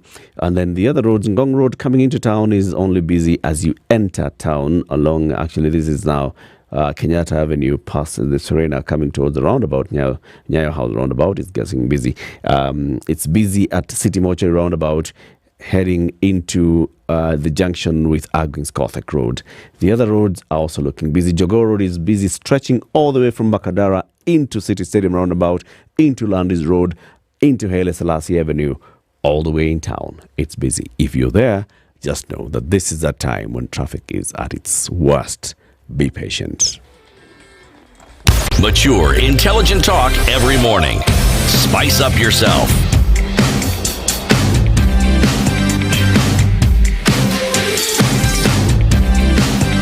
Mornings done right. 94.4 Spice FM, Nairobi. 21 minutes 8, our conversation continues with the Honorable Dr. Architect Daniel Manduku, MP Nyeri Masaba. He's our guest. He is raising this matter in public and saying, when it appears that the people have lost faith in their institution, which represents them, this is the National Assembly, what happens? What should happen? Should members actually conscientiously decide to go and seek a fresh mandate? Should we have a provision that can easily dissolve Parliament? When people appear to have lost confidence in the executive, what should happen? Should there be another way of reconstituting that executive? You raised the issue of cabinet secretaries, and I said, so if cabinet secretaries appear not to be performing, the one institution that's supposed to oversight them, apart from their boss, the president, is Parliament. And seeing this is the mandate of this ministry and the state departments under it, and we don't feel like you're doing your job. Has that matter been brought to the floor? You saw the other day we were discussing the fertilizer scandal. Yep. And we raised the matter as opposition. And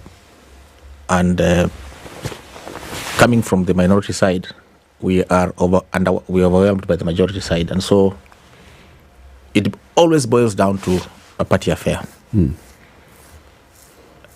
so I think either through orders from above or through any other agreement, there's a silent bond that cabinet secretaries are government employees. They serve the executive. And so coming from the majority party or coalition of parties, you cannot impeach them. And classic case of Linturi. The House decides, a small committee is formed, and they clean him up. Yeah, but you know what happens? Procedure. What happens is that the matter is brought to the court of public opinion. Correct. The fact that this matter of Linturi's impeachment came to Parliament and everybody watched, everybody formed their opinion. Correct. We cannot fault the MP who actually brought this matter to the floor of the House. We cannot fault the MPs who voted by majority to accept this petition and to start investigating the MP, the cabinet secretary.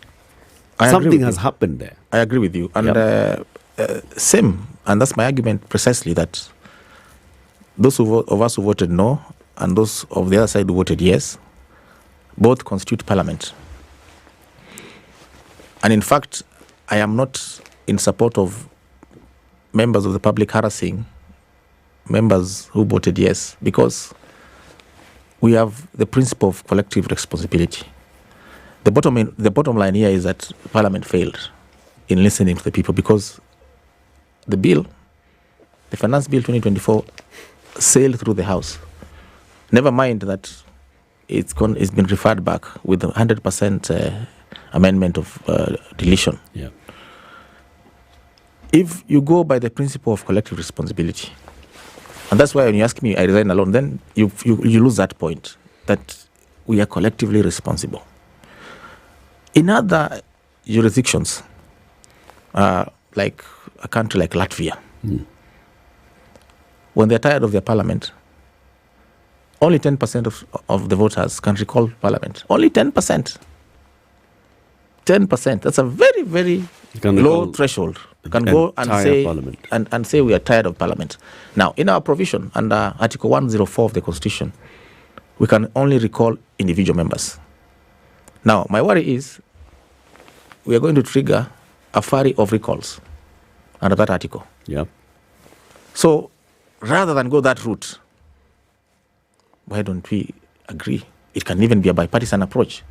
And I've said, best human resource practice. Some of us have taken loans and what. I understand all that. Best human resource practice. You pay the members for their unexpired term so that they can set their obligations. and get the country on the right trajectory. That will be a cost that maybe we can discuss and have. You know, as we have this discussion, yes, it is clear that there's a disenchantment by the citizenry of the government, but it is more so with you, people who are members of parliament. Because, as you say, it's collective.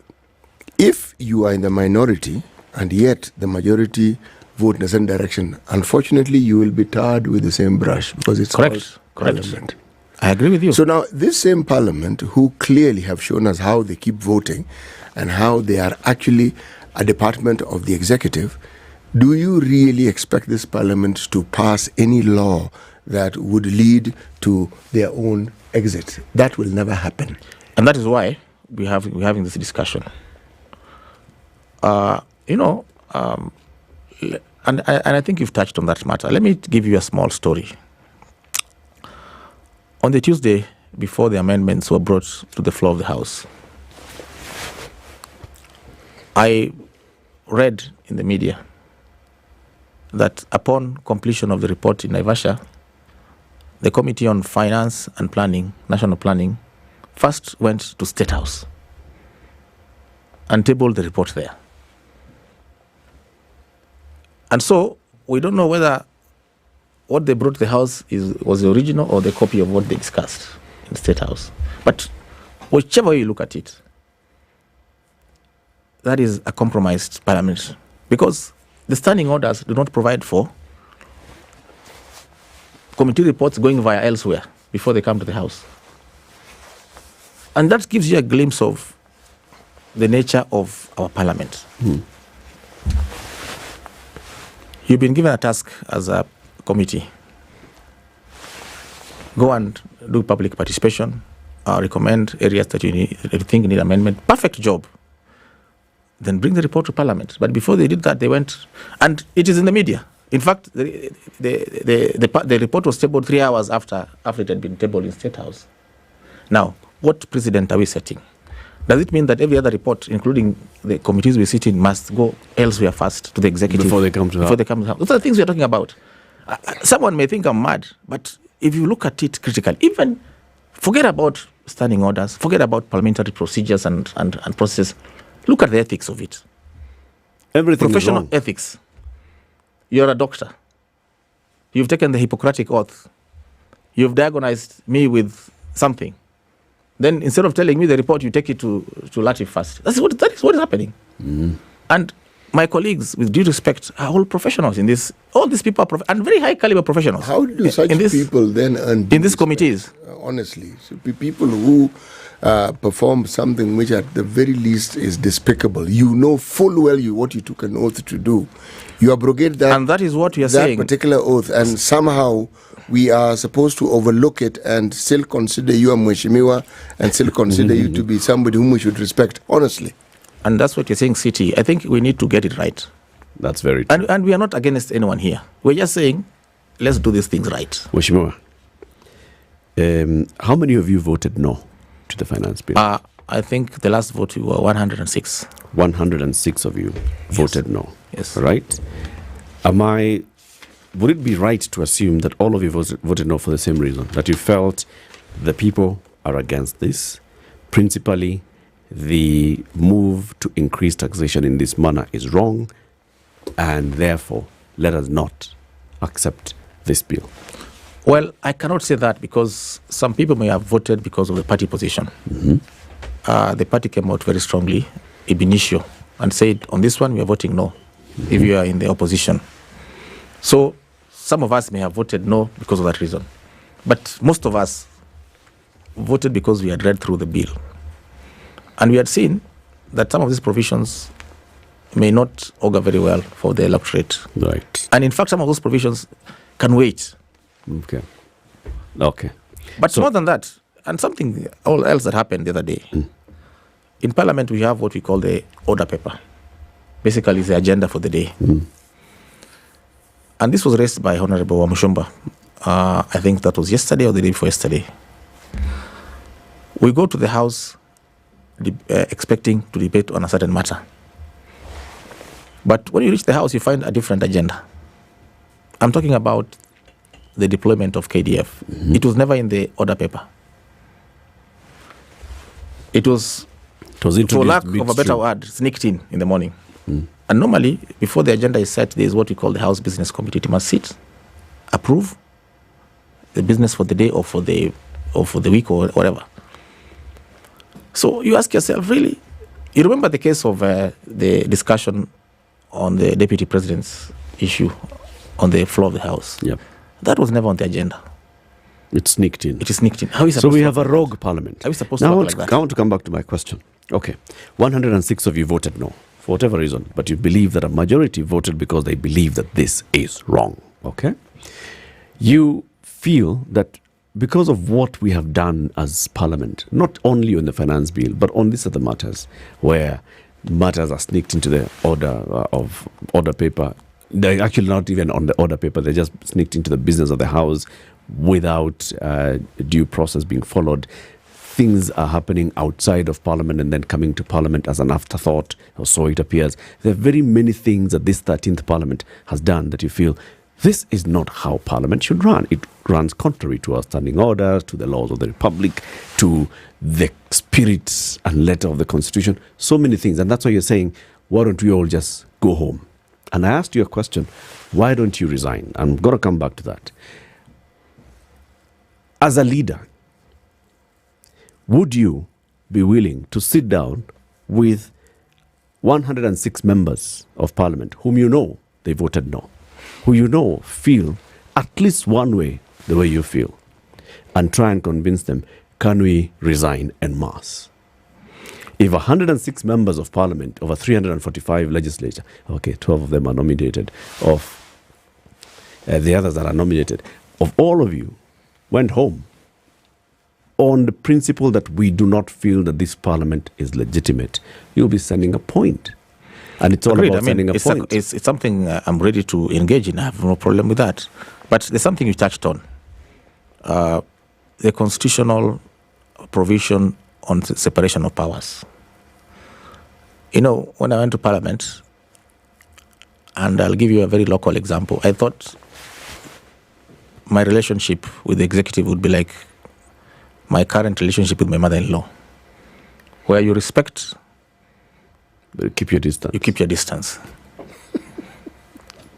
Most of us spend most of our time with the executive. We go to church together. They give us money for harambes. And therefore the line becomes blurred. Do you see the judges going to State House or magistrates, for example? Do you see them going to ministers' offices? No. They have kept on their lane. It's only us in Parliament who are always wavering. I hear you. I want to come back. And that is where I want to the stick to problem that starts. question.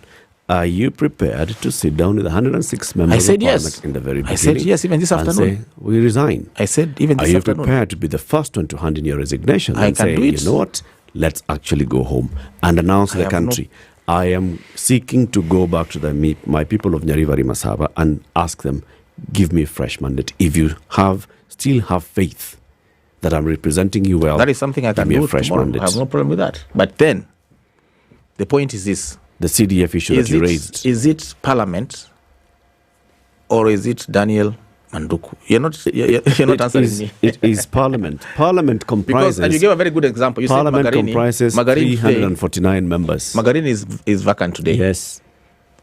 There's another constituency that belonged to the late Kolo, Manisa. Mm-hmm. It's been vacant for a year. Yes. But life is going on in Parliament. The same things are being done in the manner I'm talking about. We know in Magarini, the courts have ruled that there was an issue with the election. Correct. Right? Mm-hmm. If Nyeri Masaba becomes vacant today, it will be clear that their member stands on principles. Their member does not just speak. Their member acts. Secondly, let me tell you, Latif, let me remind you. I want to ask the question. I have been in that space before. Yes. When I was accused of alleged corruption, when I was managing director of the Port of Mombasa, I called my minister and resigned. Remember? Yes. And went home. And for 6 months, so that I could allow for investigation. And for 6 months, I was just doing my things. Until they found that there was reason to take me to court. So it's a path that I've trodden before. It's a path I can take. I have no problem. The downside, but then will it have an effect? The downside that you quoted was on CDF.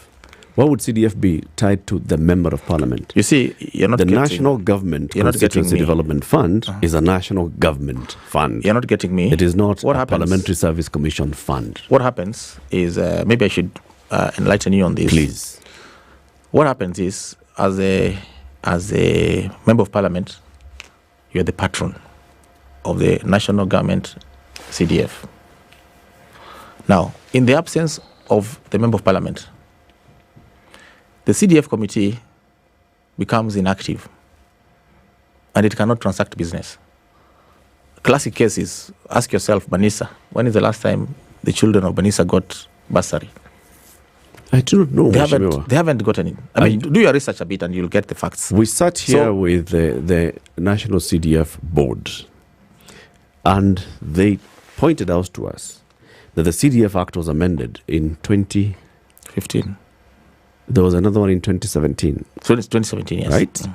And in that amendment of that CDF Act, the issue of a Member of Parliament being a patron was removed. Well, so the law, as it sits today, does not have any role for a Member of Parliament. Well, that is NGCDF. All you do is you're oversighting. The team, the committee that manages CDF is independently chosen. There's an official that is seconded from the National CDF board. So there's no role for the MP in the law in the management of CDF. Tell me, why would the people of Magarini not get national government CDF on account of the vacancy? There's a practice and there's a law. The practice is, and I can tell you without fear of contradiction, that in the absence of the Member of Parliament, at any particular time or in any particular constituency, the members will be disenfranchised because access to those funds will be locked. It happened in Bonchari when we had a by-election, when we lost a member for Bonchari. Mm. The only thing that happens is you don't lose the money.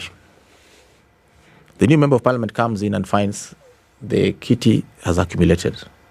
But during the duration when there's a vacuum, you cannot access the money. Do your research a bit, then you can call me tomorrow. That's illegal, once you confirm. Whatever you call it, that is a practice.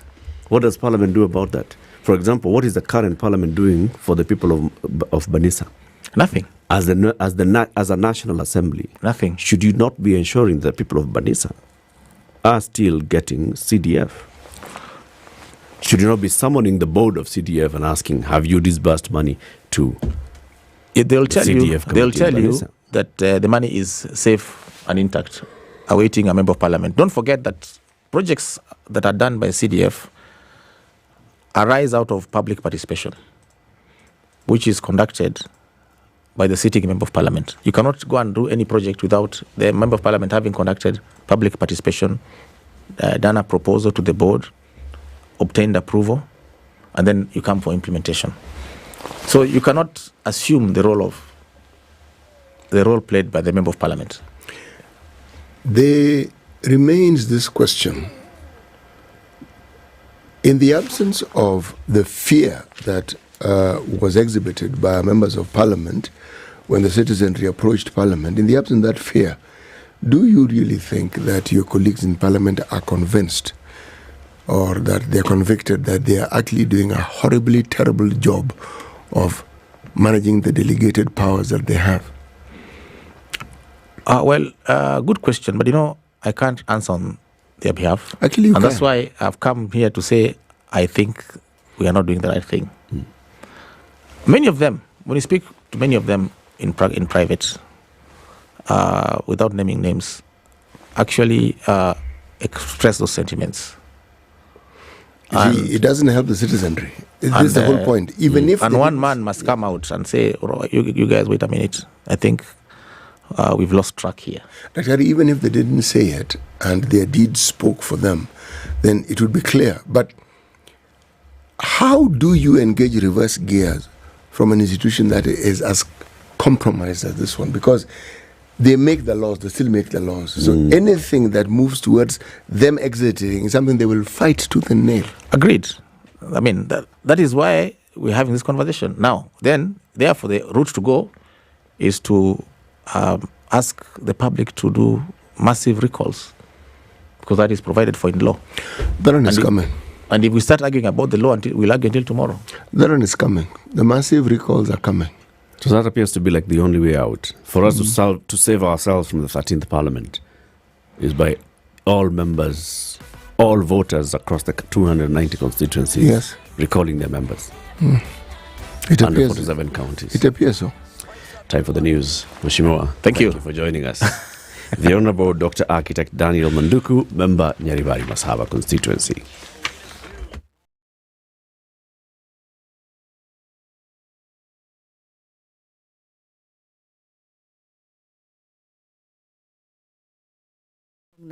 To engage with young people on space.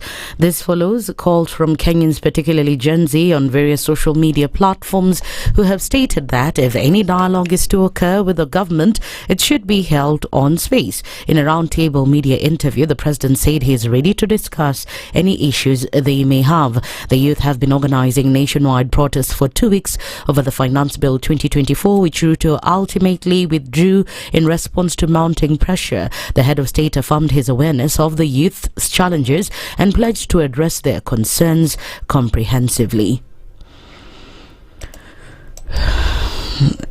And Kapseret MP Oscar Sudi now says he's taking a sabbatical leave from public engagement.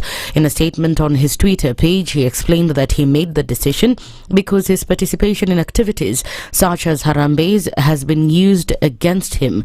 In a video, he said he was deliberating about quitting politics, saying he is doing much more in politics than what he is doing for himself. So he said he will be on sabbatical leave for a year or two, after which he will make a decision.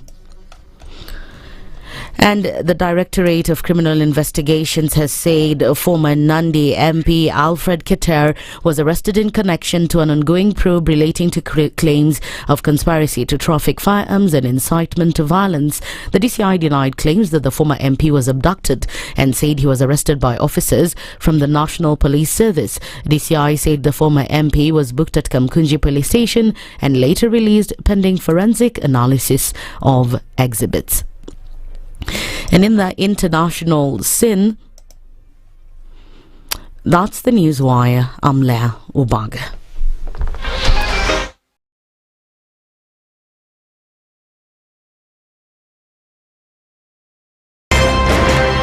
If we just gloss over issues and hope that time heals, then we might find that in generations to come, we might be back at the same situation. And the whole thing is born of stolen elections. Spice. When it comes to the decisions you make, you must be independent. There's no way you can allow one institution to dictate to you how you're going to conduct your operations, how you're going to decide cases. It's a no. When you weaken the institution to the point where they cannot take action, then you realize that politicians have to come up and now start dealing with the issues. That conversation has to die. Our politicians do not like the hard stuff. We must insist on the path of doing things right, whether popular or unpopular. Money changes hands. That is a fact. If you have political goodwill at the highest top, like in Rwanda, then corruption will be an issue of the past. If you don't have political goodwill at the top, we will pass laws, we will amend laws, we will continue passing laws and re-amending laws, and nothing will happen. This is the Situation Room, the only way to start your day. It's critical that people pay taxes. But then taxation has to have a limit. When you start overtaxing people beyond certain limit, then this is now we call robbery with violence. We are all struggling, but we don't show. If you're not doing well, shame on you. But you have to say, I'm broke and I'm struggling. We are not okay until everybody is okay. We are pretending to have political parties. Why don't we just be honest?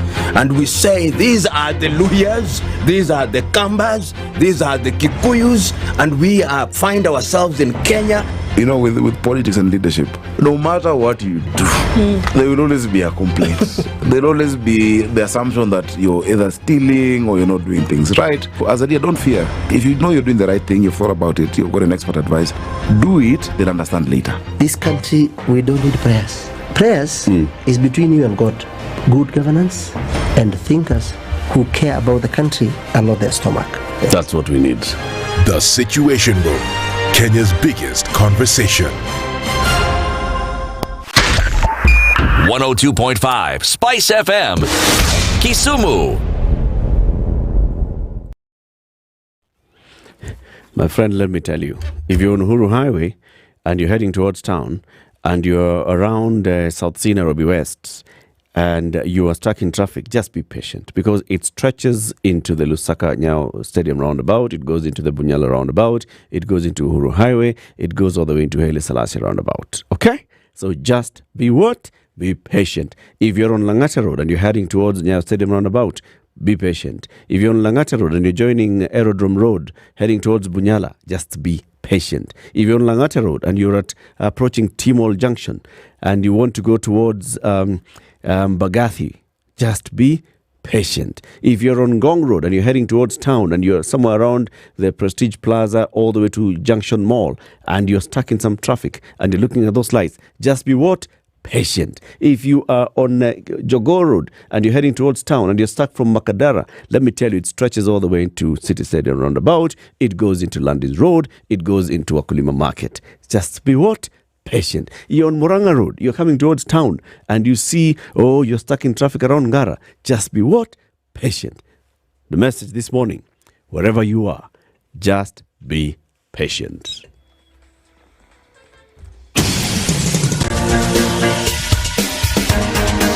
This is The Situation Room, the home of hard-hitting political commentary and penetrating insights about the state of the nation. This is a talk radio experience like no other. The Situation Room, a place for hard truths, debates, and elevated conversations. The Situation Room, witty, political, engaging, deep, controversial. In the room, we have C.T. Muga, researcher, academic, seasoned political observer, a fountain of wisdom in these politically uncertain times. Ndu Oko, Nigerian by birth, Kenyan by choice, communications expert, Pan-Africanist, a truth seeker and believer in people power, and Eric Latin, agent provocateur, the man in the chair, seasoned journalist, news hound, a man who believes in punching up, not down. This is The Situation Room, the only way to start your day. It is 7 minutes after 8. Welcome to July. If you're just joining us, thank you very much. This is Kenya's biggest conversation, the agenda setter, The Situation Room on Spice FM, on KTN Home. We live stream the show as well every weekday morning on YouTube, on Facebook, on TikTok. We are live on Radio Garden. We are live across all platforms, broadcasting from the Standard Group Center in Nairobi to the world. It's Eric Latif and C.T. Muga this morning. Our colleague Ndu Oko is away for today. Hopefully, she'll be back tomorrow morning. Jubilee Insurance tells you that they have the best products. And if you're thinking about looking for new health product that will basically address your needs, think no further than Jubilee Insurance's Coverbora. What is Coverbora? Coverbora offers comprehensive inpatient coverage with premiums starting from as low as 6,200 shillings per year for individuals or 12,600 shillings per year for families. That's incredibly affordable. And it covers newly diagnosed and pre-existing chronic conditions. It includes an inbuilt maternity cover, provides last expense benefits, and provides with flexible payment options that give you access to more than 700 healthcare providers. Coverbora is perfect for those looking for affordable yet comprehensive inpatient cover. Jubilee Health Insurance, making health coverage accessible for everyone. CT. Yes, please. The number to call if you'd like to talk to Jubilee Health Insurance today to take Coverbora. 0709 right 949 right 000 000. That's the number you call. And the website to visit if you'd like to get more information is jubileeinsurance.com. The texts, you can send an SMS to 40643. That's 40643. And the word to put in that body of the text is health. They will give you more information about Kavabora. One of those 700 healthcare providers is the Aga Khan University, a new center in Roysambu that offers specialized care. They say you don't have to come to our Parkland's main hospital to get access to Aga Khan University doctors, nurses, and specialists. You can go to this particular one in Roysambu and you get all the services that you need. Specialized care. You have specialists there. Just visit them and talk to them. Have a conversation with them. You do not give us a proverb in the last hour. No, but we got it as well. Yes. That we Honorable sort of like just moved along. Yeah. Yes. But the proverb from the Republic of Angola. Okay. One cannot blame a bug you crushed for smelling bad. One cannot blame a bug you crushed for smelling bad. The one who crushed it, then it raises a stink and a half. And then you say, had you not stepped on it, that outcome wouldn't have been there, would it? No. You know, Honorable Manduku, he's actually raising very, very pertinent issues, right? He is. And the conversation that we've had with him and the way he's explained it nicely, quietly. Done so. Let me read the letter that he has written, all right? Yes. A call for urgent action, dissolution of Kenyan Parliament and the reconstitution of the cabinet to restore democratic integrity. He says, I start by sending my condolences to the families and relatives of the innocent children who lost their lives during the otherwise peaceful protests in parts of the country. Recent events have underscored an urgent crisis in Kenya's political environment. The widespread demonstrations leading to the invasion and desecration of Parliament by the protesters provoked by the contentious Finance Bill 2024 have revealed a significant loss of public trust in the Kenya Kwanza government and Parliament. In light of these developments, it is imperative for the President to dissolve Parliament, reconstitute his cabinet, and invite the international community to oversee fresh elections within 90 days to restore democratic integrity and public confidence now that the IEBC is not properly constituted. He goes ahead now to look at various provisions of the law which may open a small window for the dissolution of Parliament. Article 261(7) of the Kenya Constitution, where the President can dissolve Parliament if it fails to fulfill its constitutional mandate.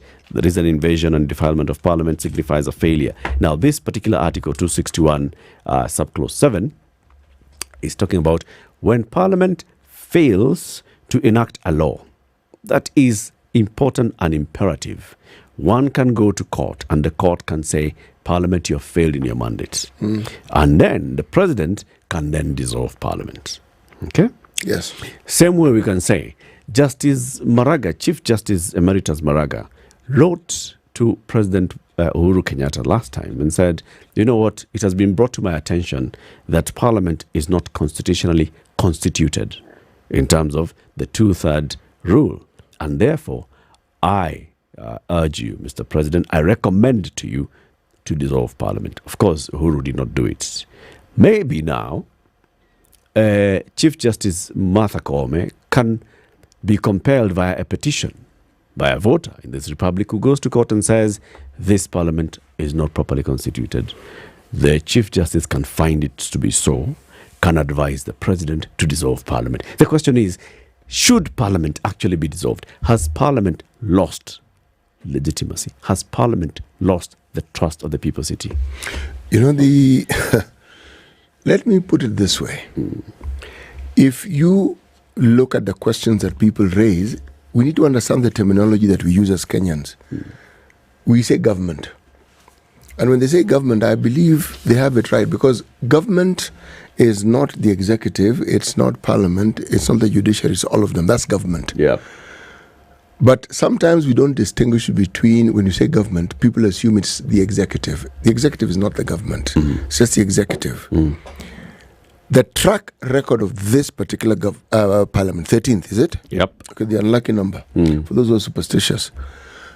This particular Parliament has displayed, should we say, a neglect of their duties that no other parliament has actually displayed. And they will argue and say, no, but we have this, and we have this, it's in the Hansard. Okay. People have confidence in you when you do what you're supposed to do and when you do what you said you would do. Yep. Okay? One of the roles of Parliament is to check the executive for anything we may refer to as excesses. The problem we currently have has to do with the debts that we have, almost insurmountable debts. Parliament has the role of ensuring that limits are set. Limits for borrowing are set.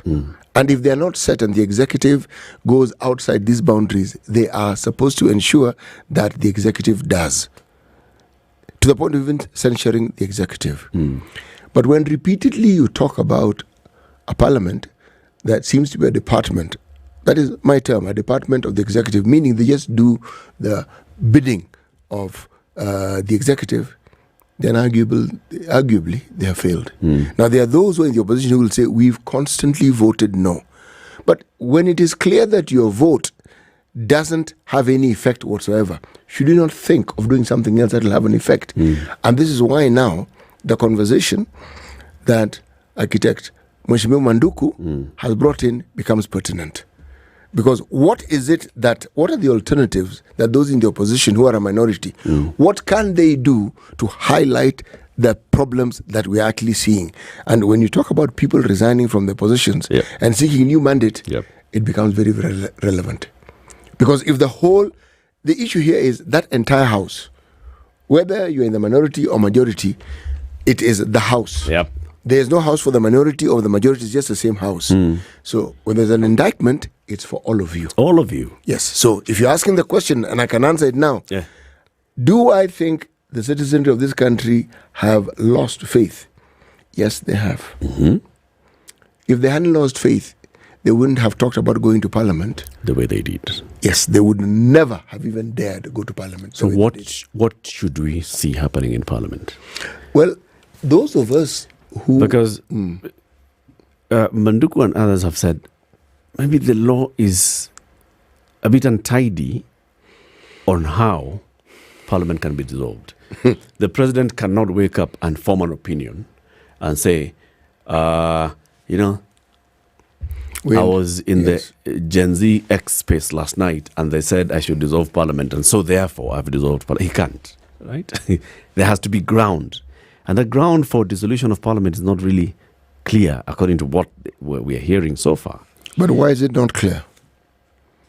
I thought when we had the 2010 Constitution, because it was very clear. Because there's a recall of members of Parliament. Yes, there is.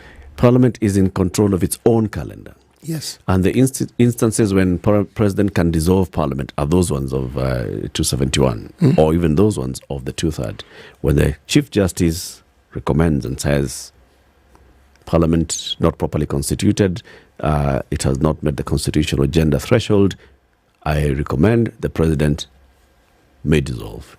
And this particular one, 271, is where it says, if Parliament does not perform... Actually, let me just read this one. Maybe there are other clauses probably, but we'll look at these ones. Article 271 of Kenya's Constitution. Parliament shall enact any legislation required by this Constitution to be enacted to govern a particular matter within the period specified in the 5th schedule. This is particularly for implementation of the Constitution. Okay? Yes. And where they were saying, so Parliament was under strict timelines to go ahead and come up with laws to implement the Constitution. It's where it says, if Parliament fails to enact any particular legislation within the specified time in the 5th schedule, any person may petition the High Court on the matter, and the High Court may determine a petition and may general to take steps to ensure that the required legislation is enacted within the period in the order and report the progress to the Chief Justice. If the Parliament fails to enact legislation in accordance with these particular clauses, the Chief Justice shall advise the President to dissolve Parliament. This was specifically because it's a transitional clause, it's consequential legislation of this Constitution. It was, this Constitution needs to come to life. And to come to life, this constitution needs what? Needs pieces of legislation. And Parliament shall not dance along this one. Parliament has strict timelines within which to enact legislation. Those are specific to implementation of the constitution. Yes. Maybe someone can go to court and say, you know what, there was the issue of the gender threshold. But that maybe was the courts the have issue. already said. Maybe the courts have already said that this one is, it's progressive. It's not time bound.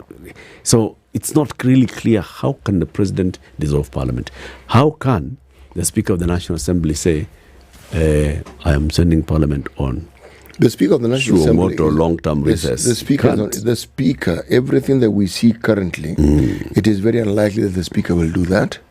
It is equally unlikely that the President will do that, because this same Parliament is the Parliament that really gives this President the powers that he has. If there's an absence of check and balance and there's a support for the executive by Parliament, then it means the executive will have powers that are even beyond those required and stated by the Constitution. Because the very people who are supposed to provide the check and balance are the ones who give him that free passageway to pass through and to seek and to do whatever it is that needs to be checked. Okay, that's one. Two, those who have been demonstrating, our fellow citizens who form the group that we keep referring to as Gen Zs, stated categorically that they are going to seek to recall the members of Parliament. They've been saying it. Yep. Now, they cannot do this before the end of September. Okay? They cannot. But that does not mean that they will not have started the process. If I look at the determination that this group of young people have and how they're going about their business, I can state categorically that members of Parliament are going to be recalled. Yes, that process, we will see it being put into action. We will see. And September is not far. 2 months. No, it's not. It's not far. It'll come, it'll pass, and we will see it. So one route is that. Yes. Is that individual voters in a constituency put up a petition to recall their MP. Yes. We have 290 constituencies. Yes. We have the women legislators from the 47 counties. Sawa. That's one route. Recall. Can there be another route of MPs conscientiously deciding, you know what, let's seek a fresh mandate?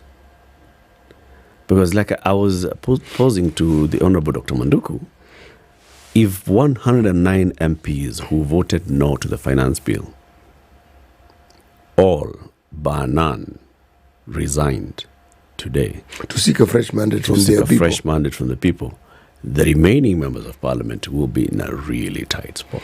They will be in an extremely tight spot, because those elections will be held. Yep.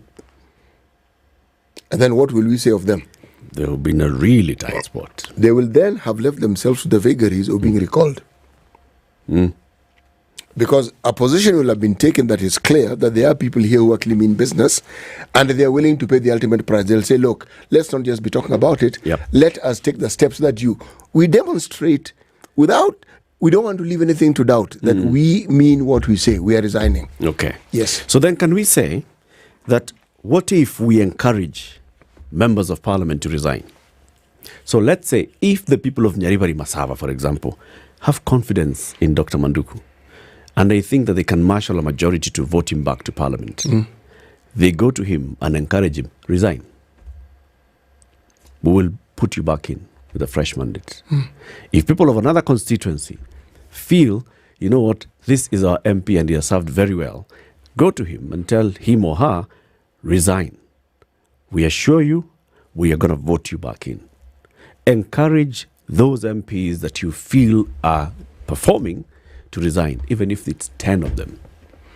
Let there be 10 resignations on a single day, and all of them are saying we are resigning because we do not feel that this 13th Parliament is heeding the directions of the people, serving the people. What they would fear, and what may hold their particular horses in this one here, is the understanding of our politics. Those who are still in power and those who are in the executive would guarantee that they sponsor candidates of their liking and of their leaning who would actually vie for those seats. There's that fear. But we have a very beautiful example in this country where citizens have done exactly what you asked. where the party politics is strong and the individuals know that the only way to get voted is to be in this party, we've had people who are not in those parties being elected. That narrative then tells you, the citizens can tell you, Nani, it's you we want to elect. It does not matter. You do not have to be in that political party. It is you. It is you. Be an independent. It is okay. We will elect you. And we've seen it. And not once, not twice. We've seen it for a long time. In places where it is absolutely doubted that anyone who is not on that party would get elected. We've seen them elected. The thing with many such things, which represent an upheaval of a system, the difficulty is the starting point. Before the demonstrations, nobody could have perceived, no, let me talk about myself. I could not have perceived that the young people of this country would take up and take the steps that they took. I could not have seen it. In my wildest imagination, I cannot even claim that I foresaw it. I did not foresee it. But now that it has happened, it becomes clear that it has happened. The very thing that one could not see. So what you're suggesting, it looks now that because we can't see it, but it can happen. It's possible. Because if that kicks off, it will set in motion something that has never happened in this country before. Yeah. Let the dominoes start falling. You know, the time when people took a step like that was in that very, very first parliament we had, when people crossed over the aisle to join Kenya People's Union. Where? The elections that followed. Ballot boxes that were found in Rivanjoro.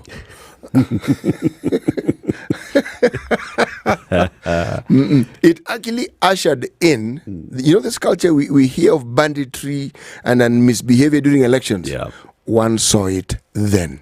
Because the ruling party, KANU, could not have a situation where those who were in the opposition.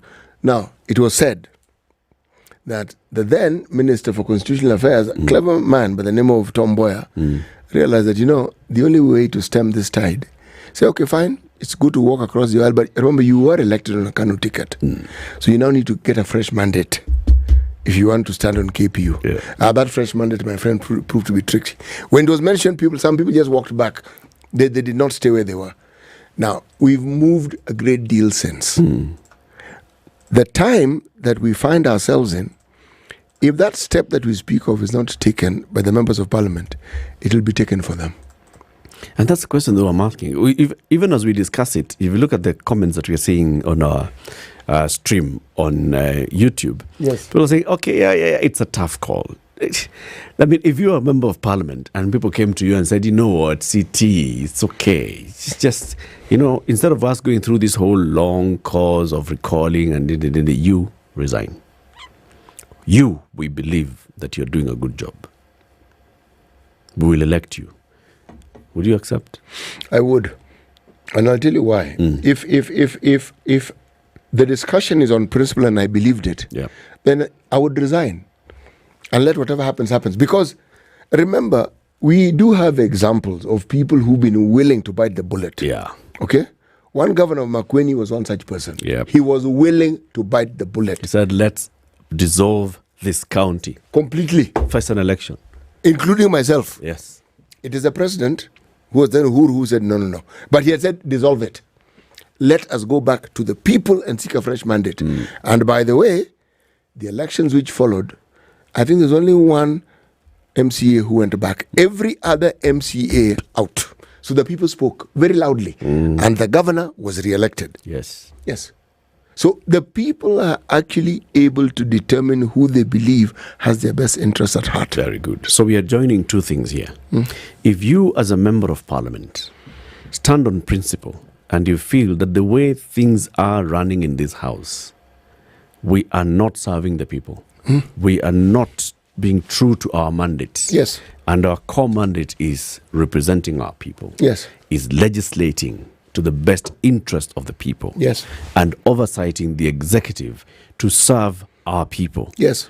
And this parliament is not doing that because of how it is, whether it's been captured, whether it's been politically manipulated, whatever you feel is wrong. If that is your principle, then you can go and tell your people, this is it. Spend 2 weeks just going around and telling people, you know what, I feel that I am not serving you. And I cannot be a part of this particular parliament. And I want to send a message that I want a fresh mandate from you. And then you resign. And let the people also be honest with you and tell you, yeah, we hear you. And those that will come trying to be clever and they told boss, tumakuonea 18 wewe, you story, because you heard so and so saying that you think you can also come and tell us the same thing. You know, he may be. Right? So this can engineer that, the beginning of the dominoes falling, because we're asking ourselves, so recall parliament is one option. But what's the other option? Well, the other option... If the people actually feel that they have lost their confidence in the 13th parliament, what's the recourse? Look at the self-interest that many of our members of parliament have been serving. Now, what is it that would give them the impetus to even reconsider the position they currently hold? Yeah. Or what is it that would be different but would still end up serving their interest? Because if just this election, this voting, it automatically and immediately and almost very viciously turned people against the members of parliament. And you're talking about across the country. You find some who voted no being welcomed like heroes in their constituency. Yeah. Now, when you see that, what you're actually dealing with is not a flash in the pan situation where something has happened and when the sun comes up, it'll dry up like dew in the morning.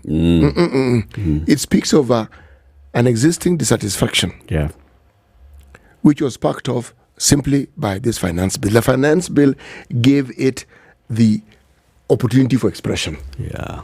But the dissatisfaction was there. Now, the members of parliament, unfortunately, represent that dissatisfaction. So, if you take a position that people don't align with, even if you don't resign, they will find a way of getting rid of you. Oh, now that we don't have an IEBC that can conduct an election, and that's why the people of Banisa don't have a member of parliament. The people of Magarini are not about to have a member of parliament. Should we just say, okay, let's wait for 2027 then? But who says the IEBC can always be constituted? What, again, the question then arises, what do we need to do to ensure that the IEBC is constituted? Make sure that the law is passed and signed by Precisely. the president. Form a new, expanded, whatever they want to call it, selection panel for the IEBC. That's it. Have the IEBC in place within a couple of months, and then let a the parliament that falling. goes on recess when we have the sort of problems that we have, what does it tell you? You are in recess and we have a problem that requires your presence because we need the laws to be interpreted. We need you to create situations that will enable things to move forward, and you are in recess. We have to fumigate, Bana. There are unwanted characters who entered parliament last week. Those windows had a problem even before we had this finance bill. Not the windows.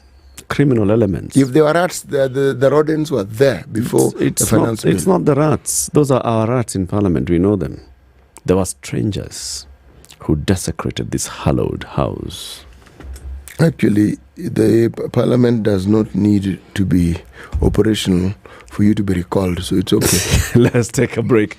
28 minutes to 9. We want to get the business news and then we'll tell you about the weather and traffic. After that, we'll open the phone lines. We want to hear from you. Number one, do you have faith in parliament or do you trust the 13th parliament?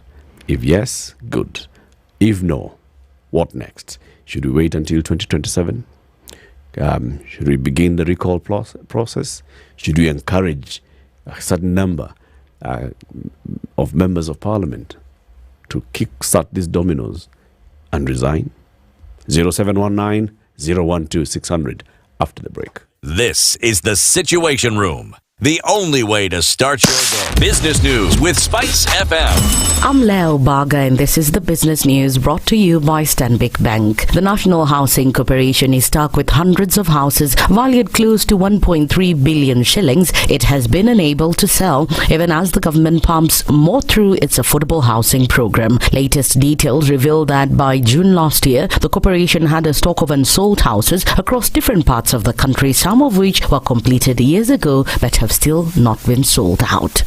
Less than 3% of jobs at ministries, departments and agencies are held by Kenyans aged below 25. A report by the Public Service Commission shows, citing concerns about low pay and lack of flexi time and underlining difficulties in retaining young talent. The age group popularly known as Generation Z, that is Gen Zs, held a paltry 1,730 positions out of the 74,877 civil service jobs across the MDA.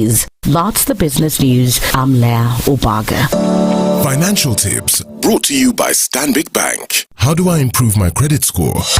For repeat borrowers, 1. Repay all loans, credit cards and mobile short-term loans in good time with discipline. 2. Deal any old accounts, keep them open and active. If not required, then have them closed by the bank. 3. Consider consolidating your debt facilities. 4. Get a handle on bill payments. For first-time borrowers, do not shy away from borrowing with the bank and repaying in good time to build a good credit score. Financial tips brought to you by Stanbic Bank. Spice FM Business. The weather with Spice FM. Here it goes. Nairobi is warming up. It's now 14 degrees and it's going to be a sunny day at 23. Kakamega sunny at 28. Mombasa sunny at 30. Malindi sunny at 29. Eldoret partly sunny, highs of 23. It's currently at 14. Nakuru is 15 degrees right now. Nyeri currently at 16. Kampala currently at 20. Kinshasa currently 22. Lagos partly cloudy at 25. Mogadishu mostly sunny at 27. Addis Ababa sunny at 16. Dar es Salaam sunny at 23. Johannesburg mostly cloudy day at 10. Paris partly sunny at 15. Beijing mostly cloudy at 29. London mostly cloudy at 15. And New York clear skies at 21.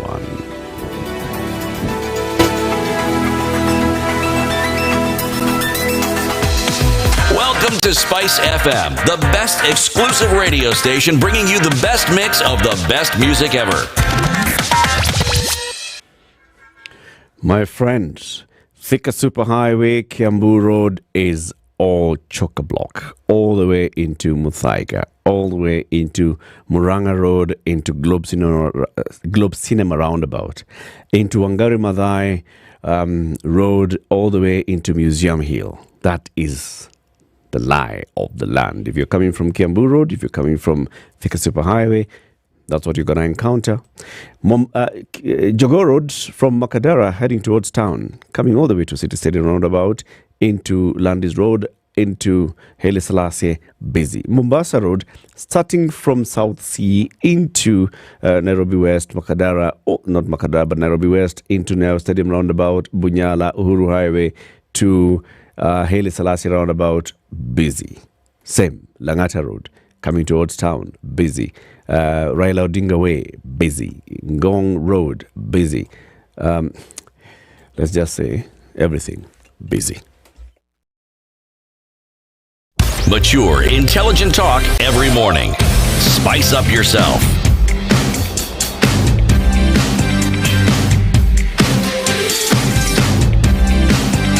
Mornings done right.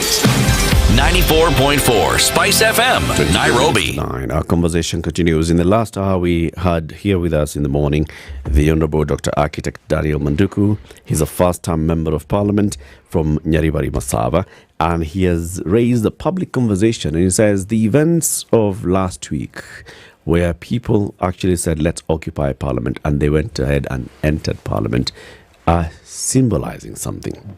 That the people have lost confidence in this 13th Parliament. And they're saying, because of also what's happening, where people are starting to agitate and saying, let's prepare ourselves to recall our members of Parliament using the law, it basically just means something. People have lost confidence in the 13th Parliament. And it's saying, can this Parliament be dissolved? Now, the legal route of dissolving the Parliament is not really, straightforward. But there's another legal route of dissolving, of getting this to happen. The recall clause. That's one. Another one is voluntary resignation by members of Parliament who will tell us that they have the conscience. Such that the Honorable Dr. Manduku, and he feels, if I did it alone, I'd just be alone. Okay. There were 109 members of Parliament, for example, who voted no to the finance bill. Can they resign? You know, every time one talks of resignation, one takes the view that there are people whose conscience enables them to distinguish with clarity right and wrong. If they're in a position of authority and that authority has led to some mishap and it seems to contradict the very expectations of their roles, they take a step back and say, no, I will resign. Okay? We have the complete opposite as the guiding ethos. Someone does wrong and they dare you to even utter the word resignation.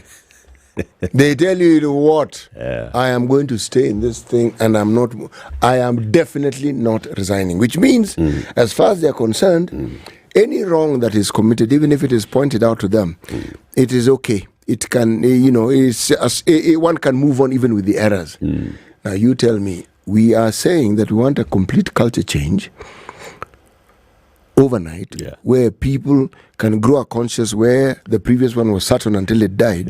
They can grow a conscience and realize that, no, the best thing to do is actually to take a back seat or to take a step back and say, okay, I've got it.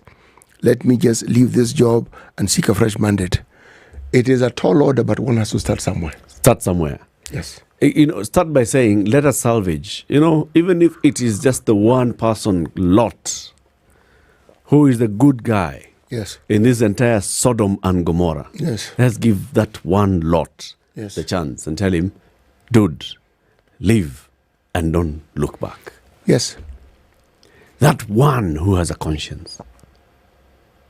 And say, can you start? Then we shall deal with the others.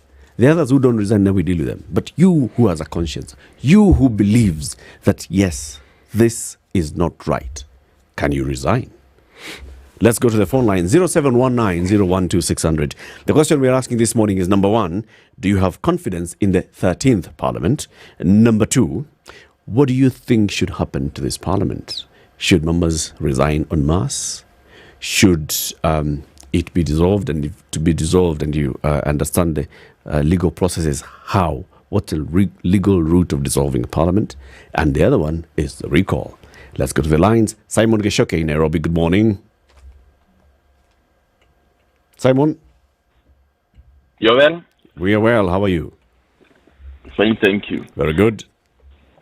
First of all, I was hoping you would tell us to call when Dr. Manduku was on air. Yeah. Because first of all, he lied about why he resigned. I tried even calling his line, it's been off. Okay. Because that number two, let's leave that alone, but that was a lie. The main case, we know it. It's because they developed a plot owned by KRC. So he shouldn't claim that he is an uncorrupt human. That's a lie. Now we are settling the scores now with Hashimiwa. Number two, he has said something that has also angered Kenyans. Before we recall an MP, we realize they also have loans.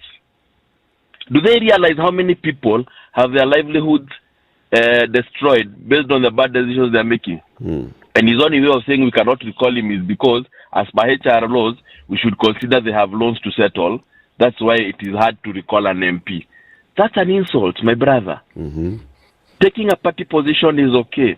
But when you come back to the ground, 2027, I'm 100% sure, they may not even be UDA or ODM when they're vying for those seats. It will be you and the electorates. But they purposely made the cloud so hard to recall, and they even fixed the term of parliament such that it's hard. Allow me to remind you something. Right now we have elections in France. Why? Because the party for Marine Le Pen, that name, won the European elections. So this guy called Macron is trying to figure out, do I still have support of these MPs to govern? Yes, his term is fixed until 2027, but he's still the MPs. And then muone kama bado mko na mandate ya Wafaransa. So Simon, let's come then to our conversation. Number one, do you have confidence in the 13th Parliament? I don't think, I do not have confidence for one reason. We never chose our MPs. Okay. So I cannot have confidence in people who 100%, none of us, most of us voted for the color. Okay. Not for a person. What's the recourse? The recourse is back to the streets until the president is, okay, this is enough. all of us go. But then they have done something very nice. I want to see Wajinga. There's no IBC. So what I'm saying to dissolve parliament. You dissolve parliament. The same institution that they're supposed to install IBC, you dissolve it. Okay. So actually right now we have a sword, both heads, zinatukata. Dissolve parliament, no IBC. Retain them, they can take as long as they want to form an IBC. Thank you, Simon. Karibu. Eric in Nairobi, good morning. Hi, good morning, Eric. And just wanted to say well done yesterday. I think the whole country was proud of what you guys did. Thank you. Keeping the president focused. So well done on that. So regarding Parliament, I don't think many people have faith in Parliament, as the gentleman before me spoke. And what he spoke about IBC is also true. So I think that is the pickle that we're in as Kenyans, and that should be the next conversation that we're having is regarding IBC, reconstituting it so that these elections can happen. But I wanted to digress. I wanted to just shift one small thing, and it was regarding what the president said yesterday, and it was regarding to alternatives, and how the government can raise money alternatively other than punitive taxation. And what I want to suggest and what I want to push and to share, I'm a millennial, what I want to share with other millennials, other Kenyans, especially Gen Zs, to have a policy prescription is that there's more than one way for a government to raise revenue. And that's called supply-side economics. Yeah, Eric, I'm gonna stop you there, Eric, because I've got many other callers on the line. Let's have that conversation on the day that we have it. Thank you for calling. Florence in Mombasa, good morning. Good morning. How are you? Very well, thank you. Big up to you guys yesterday. You did us proud. Asante. Yeah. Do you have confidence in the 13th Parliament? No confidence at all. What's the recourse? We go back to the streets. Until what happens? Paka watusikie. And how do we ensure that happens? Okay, I was listening to the guy who spoke before me, and actually the fact that we don't have IEBC also means that we are in what we would say a quagmire. So maybe, I don't know, but the way these guys are all thugs, if we keep them in office, are we sure they are going to constitute an IEBC for us to recall them and have an election? I don't think so. I don't know what we are going to do as Kenyans. Okay, Florence, don't give up. There is an existing court decision that is compelling Parliament to actually hurriedly constitute the IEBC. But do they listen to this court? And then there can be pressure on that side. There has been a conversation on the NADCO report, which has then gone through the particular bill on IEBC has gone through the National Assembly, and there's consensus with the Senate. It has passed. It now is awaiting transmission to the President for signing, and then there will be the constitution of the selection panel for the IEBC of whatever nature. So there can be an IEBC in place if there is sufficient pressure for goodwill within the next couple of months. Don't give up, Florence. So they push, as Kenyans, we push for that. And this time round, we try and make sure we have an IEBC that is not going to be compromised. Because IEBC has failed us time without number. Right. Yeah. Asante, Florence. Stephen in Kisumu, good morning. Hello, good morning. Morning to you. Sydney from Kisumu. Yes. I really don't feel like we have confidence in this sitting parliament per se, because as it seems they've failed Kenyans. Even the guys in opposition have failed us, because if they have conscience themselves, the suggestion of them resigning and all that is a basis for the parliament to be recalled. But I'm pretty sure, and I'm very positive, the reason why these guys are not taking the step of resigning is because they're pretty sure we're not going to vote them back in. There's no one who is confident enough in this current parliament that when parliament is recalled, or if we were to have another election right now, I really don't think there's anyone who is confident enough that we are going to vote them back in. Nobody is sure that they've done a good job. Yes, and that is because they are pretty sure, and we know as Kenyans that if we were to have an election right now, we would really have a lot of independent candidates in that parliament. Independent elected members of parliament. We would not be having this party thing. In fact, the direction we are going as a country right now is a direction where we are going to have a parliament full of independent members of parliament. Okay. Yes. We hear you, Stephen. Thank you for your call. Godfrey in Bungoma. Yes, good morning. Morning to you. Yeah, I just have a suggestion towards the discussion of today. Yeah. And my feeling is that we've lost confidence in this parliament. Because these guys, what they are doing, they have lost the link, the connection between them and the electorate. So they have just drawn their focus on the executive, that's the presidents and whatever. So I feel one of the things that also I think the Gen Z should add on their manifesto is to push for the formation of the IBC. Okay. So that the moment we get the IBC in place, any decision that will be made, then we should just go direct to the elections. Okay. Two, I want to comment on interest or if we have confidence on them or not. These guys completely don't have confidence in them. In fact, at the moment, even there is no development on the ground. These guys have concentrated on their personal interests and some of them even have started campaigning for 2027, which I think most of them will not be there.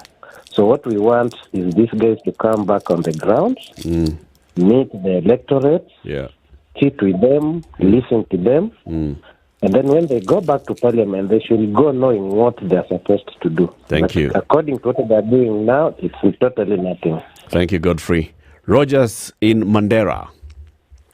Yeah, I wanted to contribute about this thing. I think we should be realistic about this thing. Now, because there are so many excitement and euphoria, people saying, let's recall. No, by the time they are setting up this IBC, 1 year is done.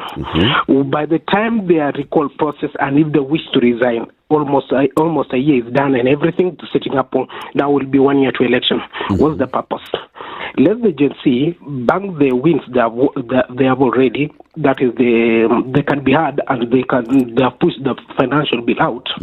They can start pushing for things like corruption and good governance. These things of Kenyans reacting to situation. Were there accidents? Let's ban me travel. Where there was anything, there was some event last year about them ladies, something. They react to knee-jerk. So the best thing is to bank the wins and work. Let's not be emotional when we react to events. The MPs were mesalimika. Now, some have apologized, some have understood their mistake. Because we are not going to pick these MPs from heaven. They are among us, and they are as a society. So let's be cool. Let's bank the wins.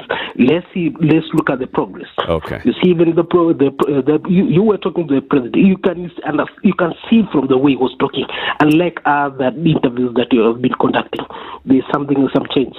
Am I right? So, Rogers, what you're saying is let's wait around. Let's do all these things and have our focus on 2027, the next general election. The next general election, because all this process, and they are the ones who constitute all the whole process. They can do whatever they want to delay it, because there is nobody else who's going to do it. Yes. We hear you. Thank you, Rogers. Thank you very much. Titus in Mombasa. Morning, Latif. Good morning, Titus. How are you? Fine, thank you. All right. I'd like you to be a bit louder, please. Fine, thank you. Very good. Do you have confidence in the 13th Parliament? Personally, I don't have confidence in this government and what is going on. Even the people of Kenya have no confidence in this government. Okay. Thank you, Titus. I see there's somebody who's saying that, of course, they're watching from outside the country and would like to call in before you sleep. Please call 0719-012-600. We pick calls from across the globe. Dennis in Nairobi, how are you? Hello, morning, Latif. Good stuff yesterday. Asante. So personally, I have confidence in this parliament. You have confidence? In the sense that, yes, in the sense that when we went to elections, manifestos were sold to us. Yeah. All right? And they sold to us a picture of what they have, of what they see, where they see the country going. Yep. And we picked the one that we found most palatable to ourselves. So onus is on them to make sure that this is implemented. Yeah. Okay. So you have confidence that they can actually do it? Yes, but they just need to explain better and perhaps streamline things. Yeah. But by the end of the day, there's this manifesto that they sold to us. We need to see it implemented to the letter. Yeah. Asante sana, Dennis. Mila Menga from Siaya. Latif. Good morning, Mila. Good morning. It's been long since I engaged on Spice. Yes. I think you did well yesterday. Salimia Charles. Nimesalimika kaka. Hujambo lakini? Niko salama sana. That's very good to hear. Now it's not only the MPs at the 13th Parliament. It's even our county assembly members. Kenyans have shown that they were betrayed. They were told lies. And now that they have realized, how betrayal at 18 years, 19, 20 years is very painful. We're just realizing that we've been betrayed.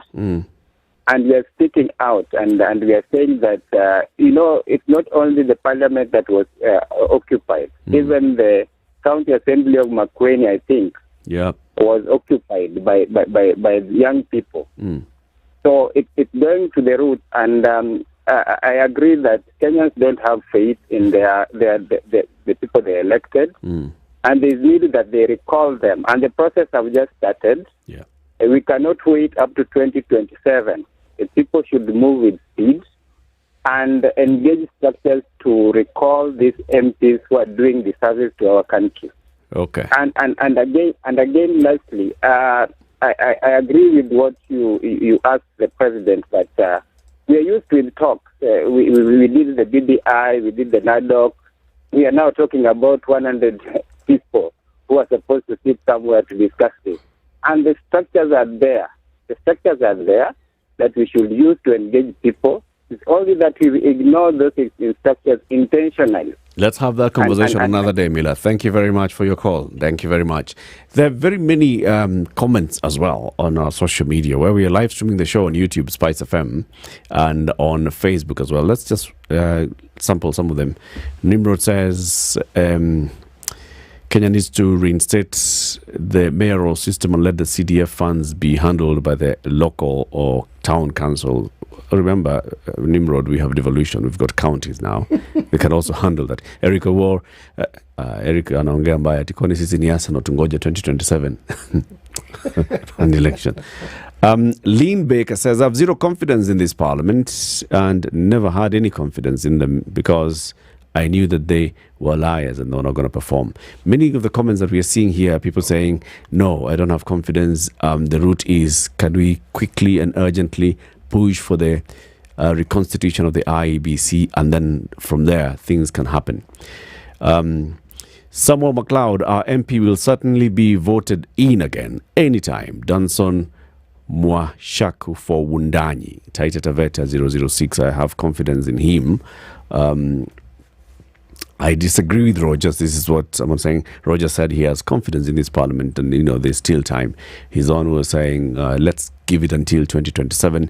So we do not rush. Let there be a properly constituted IEBC. Let everything, all the ducks be put in a row. And 2027, which is just not many years from now, we can have that election. IEBC needs to be to get its act together. Njoki Mongai. Simba says, how is the president now? That's a different conversation, looking back at last night.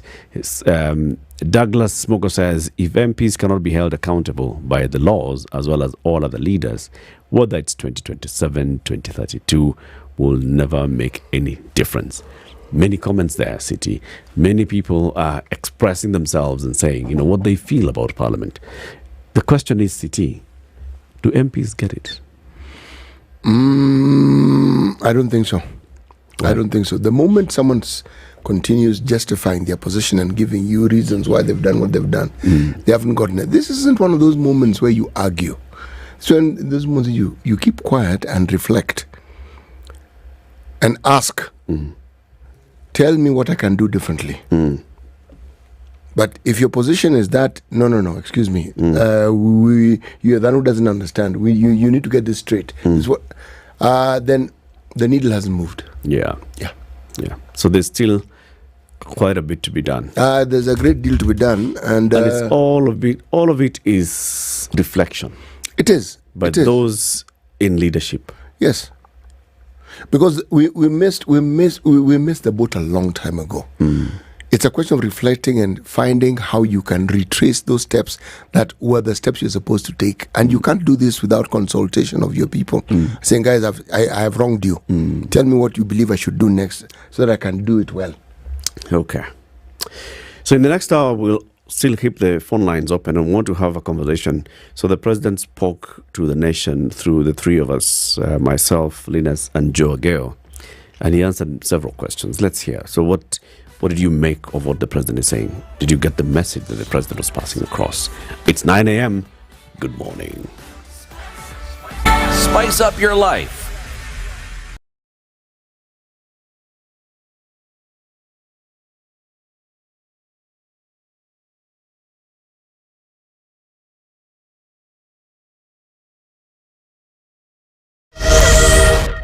Good morning, this is the News Wire. I'm Leah Obaga. The Kenya National Commission on Human Rights has dismissed President William Ruto's claim that it released fake data about an alleged massacre in Githurai during last week's street protests against the Finance Bill 2024.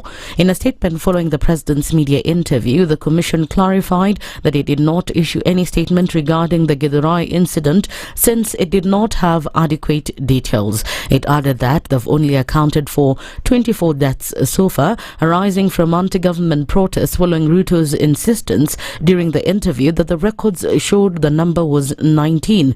It further noted that it had closely monitored the demonstration since June 18th as a statutory body mandated to protect and promote human rights. President William Ruto has responded to the trending hashtag Ruto must go during a media roundtable. The president said the hashtag does not bother him since Kenyans have a constitutional right to keep his administration in check. He further ruled out the possibility of the country going to an election because of the current crisis, saying the constitution does not state that the country should go to an election, neither do the events of the last 2 weeks justify such a move. There is no provision. We are a country of the rule of law. Yeah, we must, whatever it is that we do, we must keep it within the parameters of the rule of law. And we cannot take what has happened over the last 2 weeks or thereabout and say we are going to abrogate our constitution. I think we will be going towards anarchy. And I don't think that is where we want to take our country. President Ruto also defended his administration against accusations of wrongdoing following the deaths of more than 20 people during the recent anti-finance bill protests. He pledged to address police excesses while insisting that his government operates within the law. Mr. President, over 20 people are dead. 39 are missing through state-driven abductions. And first, they're asking a very simple question. 24 people dead. Your Excellency, do you have blood on your hands? I have no blood on my hands. 19 people, to the record that I have from the security agencies, are dead. Very unfortunate. As a democracy, that should not be part of our conversation. And several people who are linked to various crimes following the Gen Z protests from last week will begin appearing in court this morning. Answering questions during a press conference, the president emphasized that the law will be followed so that everyone who was involved in a crime during the protest will be held accountable. The police know what I have a ballpark brief by the police that they have enough people. They have actually Because in Kenya nowadays, you cannot commit crime and get away with it. Those who attacked Parliament are on CCTV. Those who attacked the judiciary are on CCTV. Those who attacked everywhere, those who destroyed people's shops are on CCTV. Many of them are on the run, but we will catch them. At the same time, the president has appeared to defend the police against allegations that they kidnapped some protesters, stressing that the police are working according to their professional guidelines. It's a blow to parents whose children are returning to school starting today from the 1 week half-term break, as principals say they'll be forced to increase school fees starting next term. Principals will be forced to find alternatives to keep the schools running after the government said it won't be able to disburse the 22,244 shillings capitation per learner, but instead stick to 17,000 shillings. This comes at a time when the Kenya Secondary School of Heads seems to be reviving an earlier suggestion that had seen them propose an increase of school fees from 53,000 shillings to 69,000 shillings per term. And in the international scene, South African President Cyril Ramaphosa appointed former opposition leader John Steenhuisen as Minister of Agriculture, bringing the Democratic Alliance and other parties into his new coalition cabinet. Ramaphosa's African National Congress was forced to join forces with rival parties to stay in power after losing its majority for the first time in 3 decades in a May 29th election. The announcement of the new cabinet of the Government of National Unity followed weeks of protracted and at times acrimonious negotiations. That's the news wire. I'm Leah Ubaga.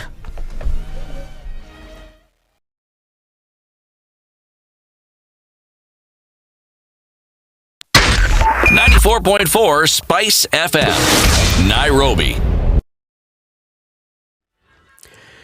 Okay, it's getting a bit better in other sections and other parts, but it's not looking so good on Murang'a Road. Murang'a Road is still very, very, very busy, and this is from Pangani going all the way through Ngara, going into the Globe Cinema roundabout. And then Mombasa Road is quite busy from the Akiba Estate in South Sea, heading towards Nyayo Stadium roundabout, and then after that it clears. Aerodrome Road is also busy as you get into Bunyala roundabout. Jogoo Road is still looking busy all the way from Makadara into City Stadium roundabout, so just be patient because Landis Road is where the chock-a-block is, and that's affecting Jogoo Road. Ngong Road is looking a bit better. It's much better. Langata Road is also looking much better. And now the roads heading into town, and this is from Westlands coming towards town along KBC and University of Nairobi. That's where it's busy as you come into University Way.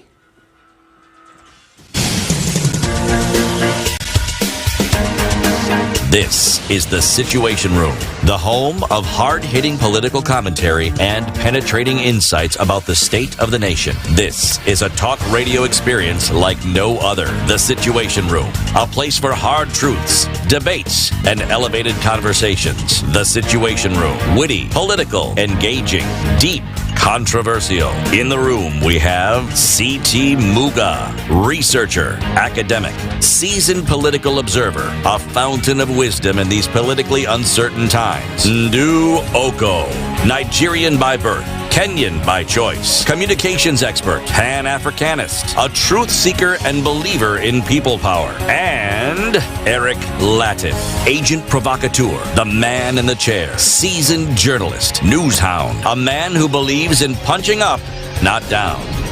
This is The Situation Room, the only way to start your day. Euro 2024 is ongoing. All the matches being played in Germany. 51 matches in the entire of the Euro 2024 campaign. And now, of course, we are in the group of 16. We're heading down and down, closer towards the final. So Showmax has all these shows. They have the pre-match and post-match analysis. They have actually produced several specific shows to look at the teams that are heading into Euros, to look at the players that are going into Euros, to look at the history of the Euro, all these. And if you'd like to participate, not to participate, but you'd like to enjoy this good entertainment and also watch all the matches live, please, 500 shillings. And then, if you have not downloaded Showmax on your mobile device, please do so. Go to your App Store, Play Store, download Showmax, and then go to the Showmax itself and select Showmax PL. That will give you access to the live matches in Germany, all of them, all live shows. That's a good thing, isn't it? It's a very good thing, actually. 500 shillings only. Peke yake. If you don't have 500 shillings but you have 50,000, put 50,000 in a new Stanbic bank account. Or even if you have a Stanbic bank and it exists, okay? Like UCT. You have several accounts with Stanbic. Put 50 in each. 50 G's here, 50 G's there, 50 G's there, okay? And then, at the end of... Yesterday was the end of the month. Yes, it was. There's a draw that's happening for the winner for June. What's number one going to get in the monthly draw? The winner will get 300,000 shillings. What is the number two going to get? First runner-up. That's the first runner-up. 200. The first runner-up is getting 200,000. What is the number two runner-up getting? 100. Hey. No. The monthly one is 200, 150. You know, I'm in a generous mood today. But let me go back to script. Okay. The winner will get 300,000. The winner will get 200,000 Kenya shillings. Yes. The runner-up will get 100,000 shillings. Yes. And the second runner-up will get 50,000 Kenya shillings. Bas. Yes. And then come September, there will be a grand draw. And the winner of the grand draw, what does he get? He gets 1 million shillings.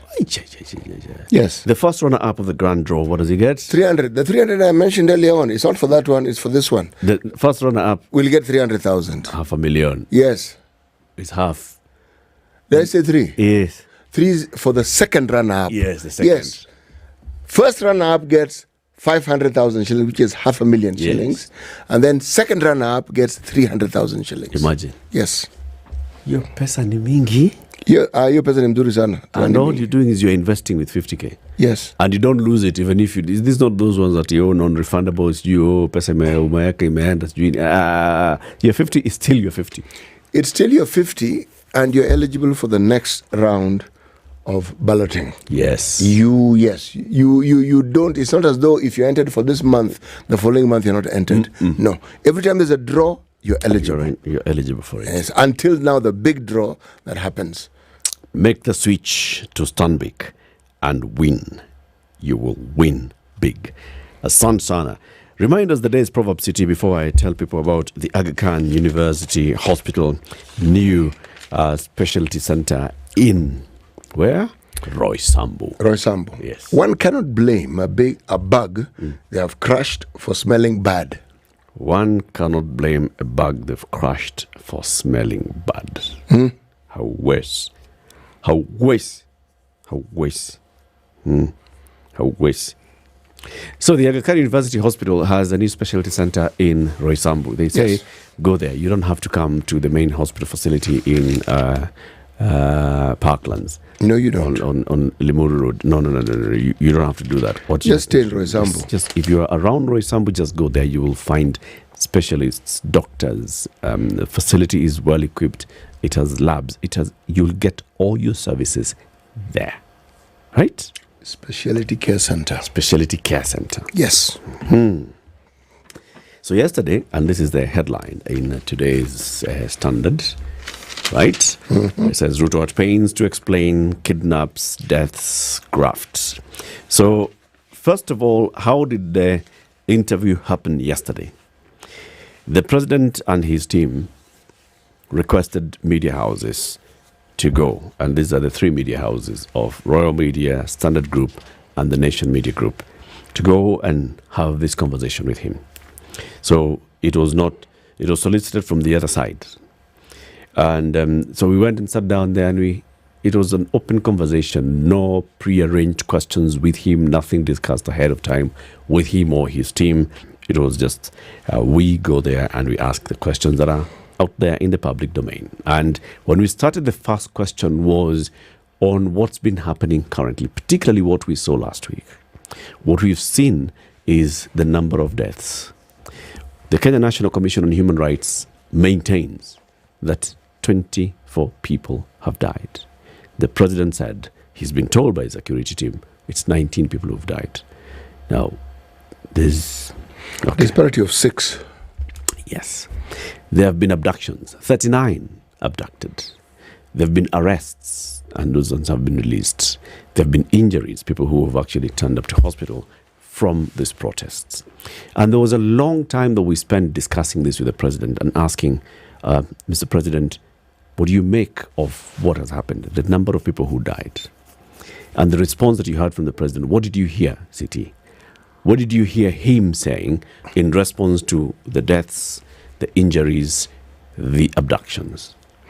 The thing that I heard, and which was loudest to me, he was not apologetic.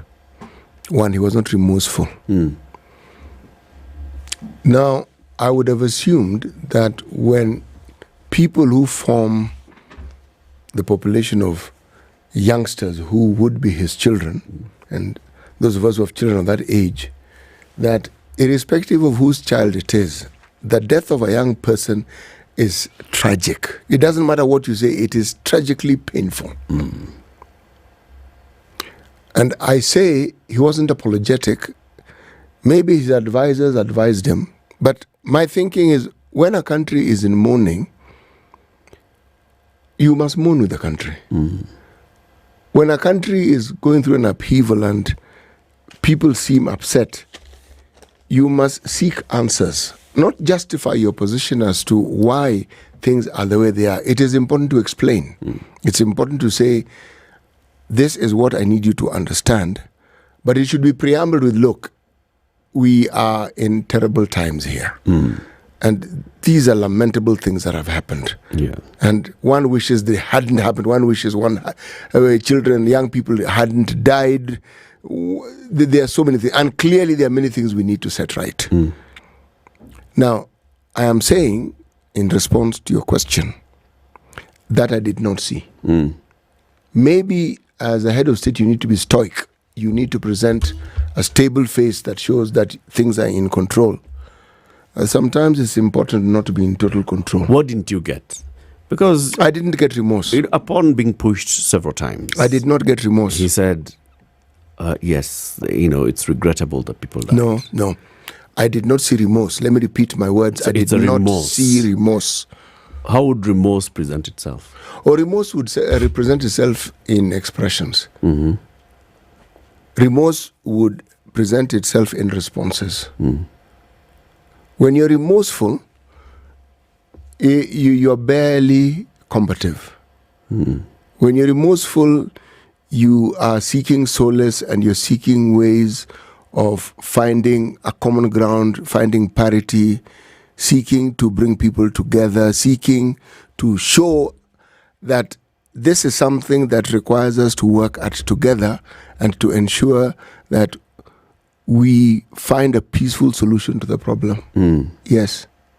The question that alarmed me from the president is when we're talking about this young person who had 8 bullets in them. In them. And the question he asked was, is he alive? Is he dead? I would have assumed that this is a 12-year-old child. What on earth are 12 bullets? Is it 8 bullets? What are 8 bullets doing? I mean, what is it? Sometimes you may misjudge, and it was just the shock of it that a child like that could be shocked. But surely, if a 12-year-old child is shot even by 1 bullet, anybody who has had children, and the reaction would be the same. This is something that dampens your spirits completely. A 12-year-old, 12-year-old. And the mother says this 12-year-old was actually not even participating in the demonstrations. They were caught in a crossfire. Yes. Not even a crossfire. They were caught in the police fire. Yes. As they were heading for an errand. He wasn't in the demonstration. No. You know, the burden, this is the thing about this job of president, from where I sit, the way I see it. Even things that you do not have direct control over happen. Man, the buck stops with you. It does not matter which way you turn. Because, yes, we have independent institutions. The president mentioned it on several occasions, but even independent institutions have oversight. 3 arms of government are independent, but they all have oversight.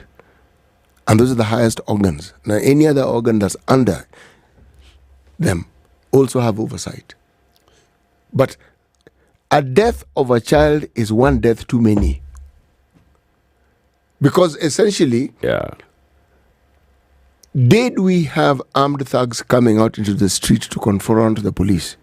These people are not armed. He mentioned one person who disarmed a policeman and took the gun, overpowered the policeman. Yep. If the police then responded by firing, that is justifiable violence. We understand that one. Mm-hmm. But at what cost did that happen? Because you then point to individuals and none of them was armed. None was armed. He also said, I've got to balance. I am the president. I've got to balance between these two things. So yes, there's the unfortunate death of civilians. But also I'm also looking at the reports that I'm hearing that some of the peaceful demonstrators were accosted by a group of fellow demonstrators, and those were criminals. Those could be the same criminals who entered Parliament and they desecrated Parliament. Same ones who went to the Supreme Court building, went into the offices of the Chief Justice and also did the same. Went to City Hall and lit a fire at City Hall. And went to businesses and they destroyed businesses. 2.4 billion shillings worth of people's property was destroyed. And he repeated that. 2.4 billion shillings worth of property destroyed. As I'm responding to this, I'm also responding to what else happened and why the police had to act very fast and why I had to take decisive action and even say, can we then have the military on the roads? On the point of the protest being hijacked, he was spot on. The president receives briefings, whether it's security, whether it's intelligence. He is told what is happening in the country. He knows what people are thinking because he is briefed. When he talks about his response to what he knew, you cannot argue with that. What you can argue about is this. If you knew all this, why didn't you stop it from happening? We asked. I know you asked. I'm asking it again. How did he respond? The way I'm looking at you is how that's the sum total of his response was. Because the question actually was, as the person who consumes all this intelligence, did you have prior intelligence that this was likely to happen? And then he said, if we hadn't responded the way we did, it would have been much worse. That's exactly why you saw what you saw. Yes. That was a response to, that was the preparedness that we had, because we were waiting for them to come. And he said it would have been much worse. If it hadn't done what I did, it would have been much worse. Yes.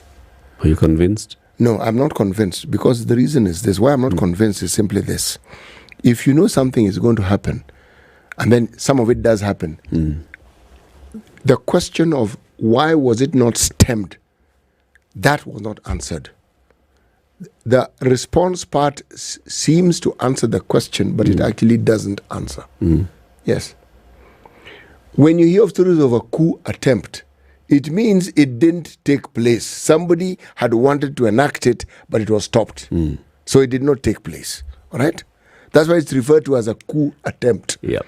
When it succeeds, then they take over. Okay?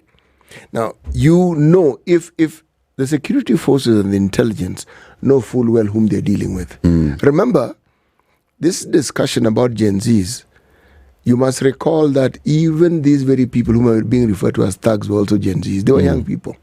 Okay? Yeah. Now, when governments make certain decisions about how they're going to manage the affairs of their people, there are many people who get disenfranchised, there are many who get disadvantaged, and there are many people who don't get the equal opportunity that they seek. And yet they still live in that same country. When you see people, and there was a rumor of some people who are paid to do these things, when you see people who are willing to be paid to destroy property, what does that tell you? People who destroy things mostly have nothing to lose, and they do not identify with what they're destroying. That's why you see them destroying it so easily. And it also tells you that these are people who have primarily been disadvantaged. Now, the criminal element brings down the question of, were they always inclined towards crime, or are they people who learned to Are they new recruits? Yes, are they new recruits? Are they criminals in training? Or are they people who, because of the circumstances that they find themselves in, figured that the only way of survival was to go against the rule of the law? That last week was a training drill. Yes, training drill before now, to see if you can actually be given a position and a rank to now commit serious crimes. He also said that people directly went to the armory. Yeah. The armory at the Jomo Kenyatta Mausoleum. Yes, and the armory in Parliament. Now, when the president tells you that, I have no option but to believe him, because I don't have the information he has. Now, those are definitely criminal elements. And if those are the ones they were dealing with, then that violence is justified. And you asked the question, so where are they? And we said, today, we'll get to know. We'll see people going to court. These are not, what we've been going through is something that no one can rehearse for because it's never happened before. So one doesn't quite know how to respond. However, even if you don't know how to respond, you can hear what is being said. Yeah. And you can look around you and ask yourself, is this thing real? And if it's real, then the question of a solution becomes imperative. Let's hear from our audience. Just call us in, and also you can post your comment on YouTube and Facebook, those who are following our live streams as well. Let's hear. Even Leo Baga has picked this one up, and she's put in the news, when Joe Ageo asked the president directly, do you have blood on your hands? He said, no, I do not have blood on my hands. When he was pushed to respond to, was there heavy-handed police response and reaction to this? He said, no. From what I see, police acted properly. And he also pushed it and said, I have given police operational independence. They make their decisions. They have operational independence. But they also know that they have a duty to protect lives and property of people. So in other words, the president did not say that he feels the police did anything wrong so far. But should there be anything wrong that has been done, then there are procedures of following and identifying the individual officers for the individual things that they may have done. Was there remorse over the 19 deaths? Let's go with this number of 19, and I don't know what we are doing with the other 6. The Kenya National Commission on Human Rights has released a statement this morning. They have said, we insist that these are the numbers. And the number that we were quoting to the president yesterday was after a direct conversation with the Kenya National Commission on Human Rights and asking, what number do you have? They said, we have 24 reported deaths. And I expressly asked the question, how do you know that these people died out of the protests? And the officer who spoke to me said, we have people who have gone to the morgues. They have found bodies there. Those bodies have recently been taken to the morgues. And then we've traced back, how did the bodies arrive at the morgue?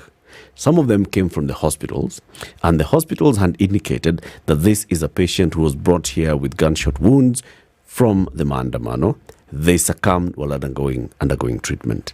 Others are people who have been brought there. These are bodies, and they have arrived, and the record is that they were participating in Maandamano. Where they were, it was Maandamano. What the injuries that they have are clearly showing gunshot or blunt object like a tear gas canister hitting them, and this has caused their death. And so they say that we have confidence that these 24 that we are reporting died as a result of participating in the protests, or as a result of the protest, not necessarily participating.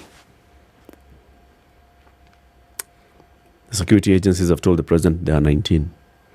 We run the risk, Eric, of normalizing deaths at demonstrations when we start arguing between 19 and 24. If one person had died, it was one person too many. Like 19. Why should somebody die when all that people are doing are having a peaceful protest? Why?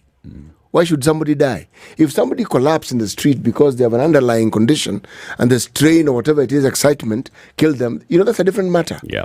But when you can trace the death of the individual to some violence that was directed at them, then no. It isn't 19, it isn't 24, it isn't even is 1. death. Yes, no one should die when people are demonstrating. No one should die. No one should lose property when people are demonstrating. No one should be harmed when people are demonstrating. And if there are people who bring these about, then they must be apprehended. Because they are actually violating a right that the citizens of this country have. Why should you lose property? Why should your things be stolen? Because in the name of a demonstration, some people have decided they're going to rob you. One moment, you are a shopkeeper. The next moment, you've gone back to zero and you are poverty-stricken completely. It's really painful. It is wrong. It's painful. Yes. Time for that break. And then after this, we'll open the phone line 0719-012-600. Jubilee Insurance tells you that health insurance does not have to be expensive. And that's why Jubilee Health proves that with their Cover Bora plan. It's called Cover Bora. Cover Bora offers comprehensive inpatient coverage with premiums starting from as low as 6,200 per year for individuals and 12,600 per year for families. That's incredibly affordable. And it also covers newly diagnosed and pre-existing chronic conditions. It includes an inbuilt maternity cover, provides last expense benefits, flexible payment options, access to over 700 healthcare providers. Cover Bora, perfect for those who are looking for affordable yet comprehensive inpatient. So if you're thinking, okay, outpatient, and you just want to focus on inpatient, Cover Bora is the cover for you. Go to jubileeinsurance.com or text the word health to 40643. This is the Situation Room, the only way to start your day. Business news with Spice FM. I'm Leo Baga and this is the business news brought to you by Standard Bank. Civil servants will continue enjoying comprehensive medical insurance services for the next 2 months despite the transition to the new social health insurance fund planned for today. The 2023-2024 medical cover by the National Hospital Insurance Fund NHIF expired yesterday, paving the way for NHIF. State Department for Public Service Principal Secretary Amos Gathacher said the new procurement was initiated following the lapse of the 2023-2024 contract under NHIF. The new development ends uncertainty and gives relief to patients who are currently admitted and undergoing treatment in various health facilities under the NHIF cover. Expenditure on imports from Uganda declined 9.09% in the first quarter of the year, pointing to the impact of an on and off tiff between Nairobi and Kampala over the entry of key farm goods such as eggs and milk powder. The value of goods trucked into Kenya from Uganda through formal routes dropped to 7.48 billion shillings in the 3 months through March 2024, compared with 8.23 billion shillings the same period last year. That's the business news. I'm Leah Obaga. Financial tips brought to you by Standard Bank. How do I improve my credit score? For repeat borrowers, 1. Repay all loans, credit cards and mobile short-term loans in good time with discipline. 2. Deal any old accounts, keep them open and active. If not required, then have them closed by the bank. 3. Consider consolidating your debt facilities. 4. Get a handle on bill payments. For first-time borrowers, do not shy away from borrowing with the bank and repaying in good time to build a good credit score. Financial tips brought to you by Standard Bank. Spice FM Business. The weather with Spice FM. It's warming up in Nairobi, 14 now. It's going to rise to 23. It's sunny in Mombasa at 20. At 24. It's sunny in Kakamega at 20. It's sunny in Malindi at 26. It's sunny in Kisumu at 21. Sunny in Nakuru at 15. Sunny in Nyeri at 16. Sunny in Kakamega at 20. Sunny in Eldoret at 14. And sunny in Kampala at 20. Sunny in Kinshasa at 22. Partly cloudy in Lagos at 25. Mostly sunny in Mogadishu at 27. Addis Ababa is sunny at 16. Dar es Salaam is sunny at 23. It's sunny in Paris at 15. It's cloudy in Beijing at 28. It's cloudy in London at 15. And it's clear in New York at 21. Chilled Spice.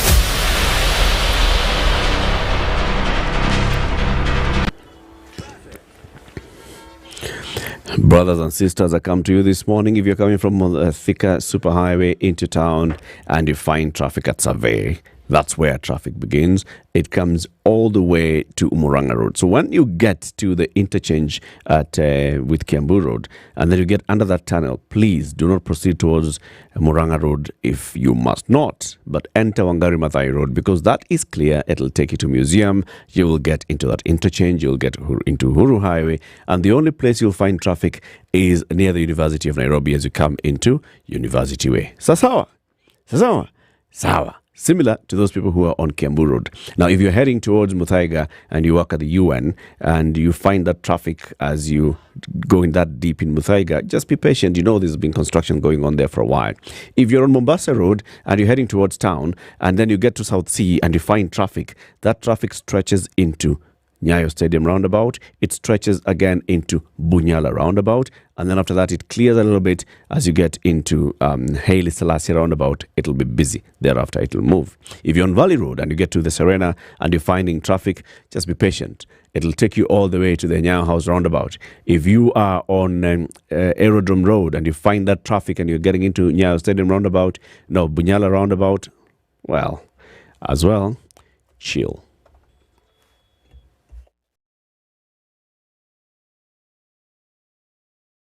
Mature, intelligent talk every morning. Spice up yourself.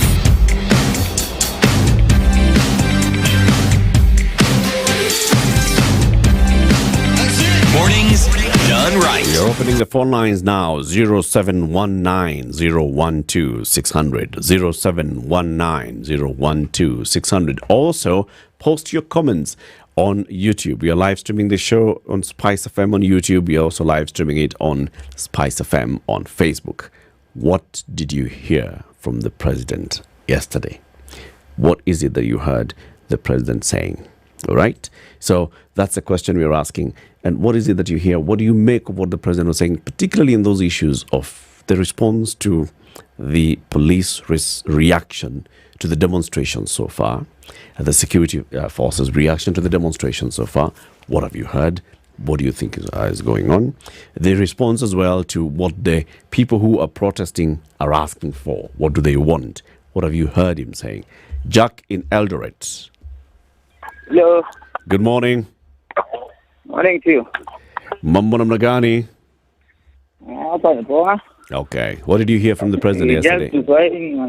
Yesterday, I tried to follow the hiyo inaitwa interrogation. Sorry, wacha niongee Kiswahili. Nilikuwa nafuatilia. Inaitwa tu interview. Mahojiano. Hiyo. Mahojiano kati yenu na the president. Yes. Na it was clear that our police hakuna action itakuwa against them. We lost him. We lost Jack. Okay. Job in Mombasa. Hello, Joe. Yeah. Let me start with the proverb the way you like it, okay? All right. The more things change, the more they remain the same. Mm-hmm. I don't have confidence in the 13th Parliament. Neither do I have confidence in the 14th Parliament. Mm-hmm. Okay. Job, our question now is from yesterday's interview with the president. Yeah. What did you hear? Yeah. Okay. You know, let's say, I think he's just putting up a strong face as he has to. Otherwise, things will fall apart. Because can you really call these demonstrations non-violent anymore? And let's say things change. Let's say you remove the president or the parliament. What happens next? Is there an alternative that is real, that is not corrupt? It's the same. The more things change, the more they remain the same. So? And be careful. I'll give you another proverb. Be careful of jumping out of the flat into the fire. Right. Okay? Okay. Thanks. Thank you, Job. Ohene in Nairobi. Thank you very much, Latif. I enjoyed your interview with the president yesterday. There's one thing you guys told him. He's tone deaf. And he thinks he's only talking about houses and ICT hubs. I don't know who tells him we want to hear about those. What you guys put across to him of looking at it from a wider picture was the right thing, but he doesn't know. He seems like he doesn't understand that. He thinks the youth only want jobs. The youth don't want jobs. The youth want a government which is not wasteful, which he seems not to have gotten until you told him that. The youth wants a government that does not show opulence. Hawatapiki kwa mguzetu by what his MPs are doing. Their father exacerbating it. Their father making it worse by having propaganda. It's like Itumbi bringing people who are claiming to be speaking for Gen Z, who are not Gen Zs. But anyway, from what I saw from the president, he's still tone deaf. He doesn't understand that the youth are not talking about these houses that he's talking about. Which, if you were to pin him down,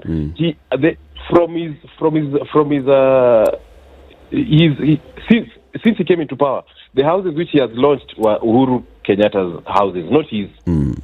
So as much as he's saying that he has given youth jobs with these houses, he's lying to himself. And we don't want those houses, whether they're there or not. It is okay, but can he stop wastage? Can he stop corruption? Okay. One thing also he seems not to understand is that we can still pay our debts with the current budget as long as they reduce the wastefulness. Okay. Which seems not to be understanding. He's not understanding what Kenyans want. Thank you, Hene. Dan in Nakuru.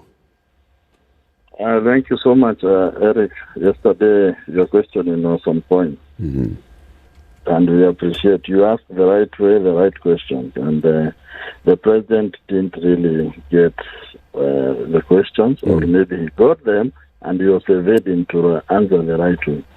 So I guess maybe his team should next time furnish him with the right facts and the right answers. And one of the biggest problems we have in Kenya is police and how they handle citizens. So he didn't address that issue because we can give in a relation to how Capitol Hill was raided in 2021. There was only one person who was shot by police. So in Kenya, when we see police just shooting aimlessly, shooting even at reporters where cameras are there, it shows the level, the highest level of ignorance, and he cannot upload the rule of law. So I guess he didn't get the question, or he avoided completely to answer the right way. Thank you, Dan. Thank you. Clement in Kabete. Yes, Eric Pratis. Good morning. Yes. Let me say first, you presented a very good show yesterday, and you're one of my best presenters. Thank you. Now, the president doesn't get it. Why? Because on the podium itself, we saw the flag of the party, the flag of the country, and the flag of the KDF, whereby the flag of the party is taller than the flag of the country. That's a sign of impunity. Clement, that was the presidential standard. Yes. When the president is asked about the debt that were caused, he is insisting on the things that he's done, about the houses, we don't care about those houses. A life of someone is more important than the house you're building. So, if he's really interested in what the Gen Zs are saying, he should start today by firing Akinoli Nturi, the people who have cases, whose cases have been dropped by the ODPP, should be recalled. The ODPP himself, he has been pocketed by the president. The judiciary, pocketed by the president. The parliament, pocketed by the president. Now, when you see all these institutions under one person's control, there is no country. And that's why we took it upon ourselves and we drove him all the way to parliament to show him that you're not the only person who can do anything here. We have the say. We own the country. We own the constitution. So it's upon you to realize that we have employed you, but you have not employed us. Okay, Clement. Asante.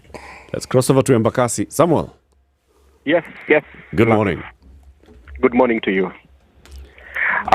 First of all, this is how the conversation should have started, or the broadcast should have started.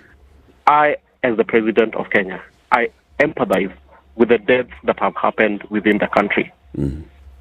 But that was not the case. He did not show empathy on the people that died on the protest. So it shows you just how much not empathetic he is with the current situation that is happening around the country. So I have no confidence with him at all. And something I would have wished for you to ask the president is, when are you going to be in Kenya for the longest time? Because you are a flying president, and we all know that. that is something I wish you would have asked. But anyway, I fully applaud you for the kind of job that you did yesterday, and I'm so sorry for what has happened to our fallen soldiers. Yeah. And it's a sad day for Kenya. Thank you very much. Thank you, Samuel. Let's go to Wanjiru. Yeah, let me pick Wanjiru here. The phones have crashed. Okay. Wanjiru. Yes. Good morning. How is Nakuru? Nakuru is good. How are you? We are very well. Sweetie, how are you? I am actually very well. Thank you for asking. All right. Did you just call him Sweetie? I called him CT. All right. So I think I'm very disappointed in the conversation that I heard yesterday from the president. Because reason why is because he came in as a God-fearing president. And what we saw yesterday was actually not a Christian behavior, because I'm reminded of Christian's Pilgrimage. It's a book that was written by, I don't remember the author, but this pilgrim, as he was traveling, he was given an instruction manual. And every time he traveled and he thought he lost his way, he would refer back to the manual and see where he lost his way. And he would go back to seek where he lost his way and start over again. But the president came so ready to defend his position that he wasn't ready to look back, to trace back where he lost his way. And that's very disappointing. He came being combative. He came prepared and hardwired to defend his stand and not to be able to listen. So as much as, and it was evident in when you talked about the boy who had got 8 bullet shots, and he said, what, they 6? Really? Seriously? So that tells you that he wasn't listening. He was so ready to defend his position that he wasn't ready to listen. So I would urge him to go back to the instruction manual, which is the word of God, which is what he told us he stands upon. And maybe then he would be able to listen. Thank you. Thank you, Wanjiru. Very well said. Samuel in Atlanta, Georgia.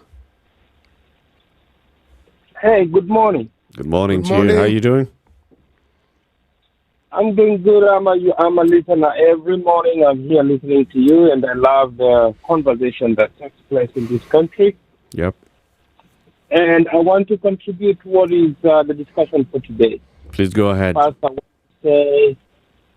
want to say, we've been following what is happening in Kenya. First, I want to congratulate the Gen Z.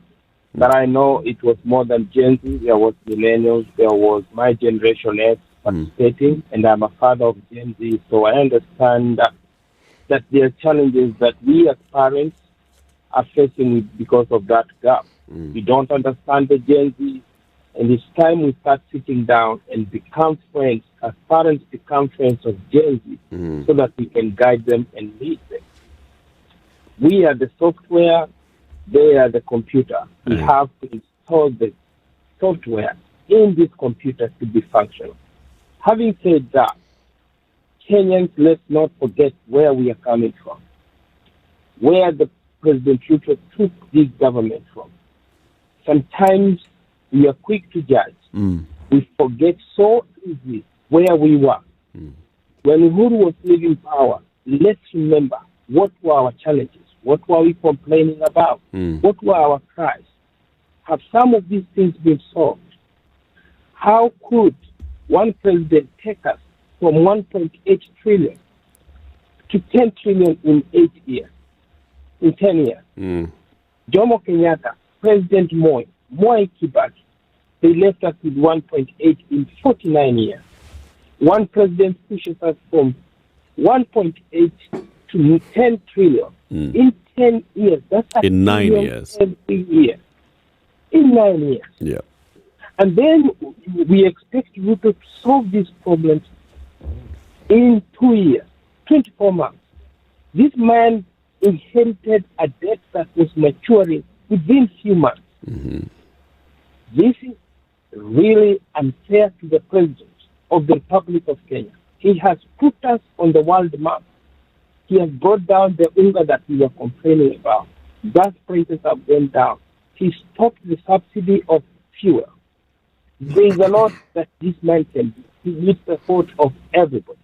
I agree. The bill had some challenges, which we were also complaining. The car taxes. That was unacceptable, unreasonable, and I don't know who was helping him do that.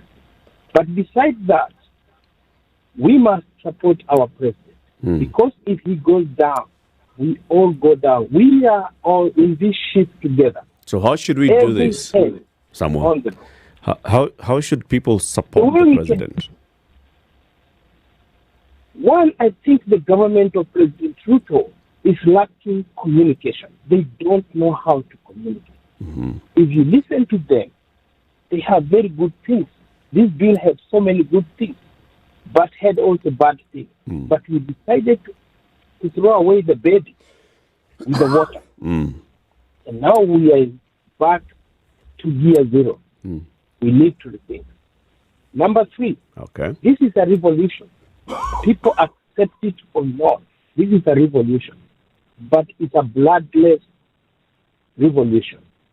We need to go back to our factory reset. This constitution is very, very expensive for our country. We copied what Americans have, yet they have a very big economy. We have more representatives in our parliament, more than the U.S. Congress. Our members of parliament are paid more and work less hours than the U.S. Congress. Here in the U.S., these people work even on Christmas Day. They fly in the morning on Christmas to be with their families. And on the 26th, 27th, they're back in the capital.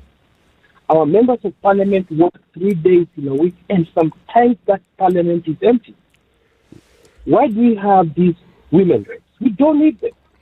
Why do we have nominated MPs? We don't need them. Reduce all these that make our wage bill so expensive. Reduce these counties. These counties are not like states in the United States. We have counties here in Georgia. They are governed by commissioners. These governors that we created that became like other 47 presidents with motorcade. Governors mansion. Samuel, point made. There is too much wastage in Kenya. Point made. We need to work on that. And that's wastage. Thank you very much, Samuel. Asante sana. Have a good one in Atlanta. So the conversation continues, and there are very many comments as well on our live streams. Michael says he had no remorse, a president in denial. Really, it'll hit him soon, and it will hit him hard. Shege, how can politicians elected by more than 7 million voters be bad at communication? The issue is attitude. If you're able to convince 7 million, that's what he's saying, City. Yes. Right? You're able to convince 7 million people to vote for you. Clearly, you're not bad at communication. No, you're actually extremely good at communication. So he says that the issue here is attitude would be the issue. You know, sometimes you may, as I have said, I stated that I did not see remorse. It doesn't mean that the president was not remorseful. No. I say this because I have absolutely no idea what it takes to sit in that chair and to preside over a nation, and just the number of issues you juggle at any given moment in time, and how all those issues have to take an order in terms of preference and in terms of priority in your head. I do not know. And because I don't know, I can only see what I see. Okay? But the truth is this. If a leader is a listening leader, then it means that is a leader who will understand when there's a time and a need for change. And sometimes that change is drastic. It cannot be business as usual. And that's the question. What is this drastic change that we must make? Because we must make it. You know, the problem with change is this.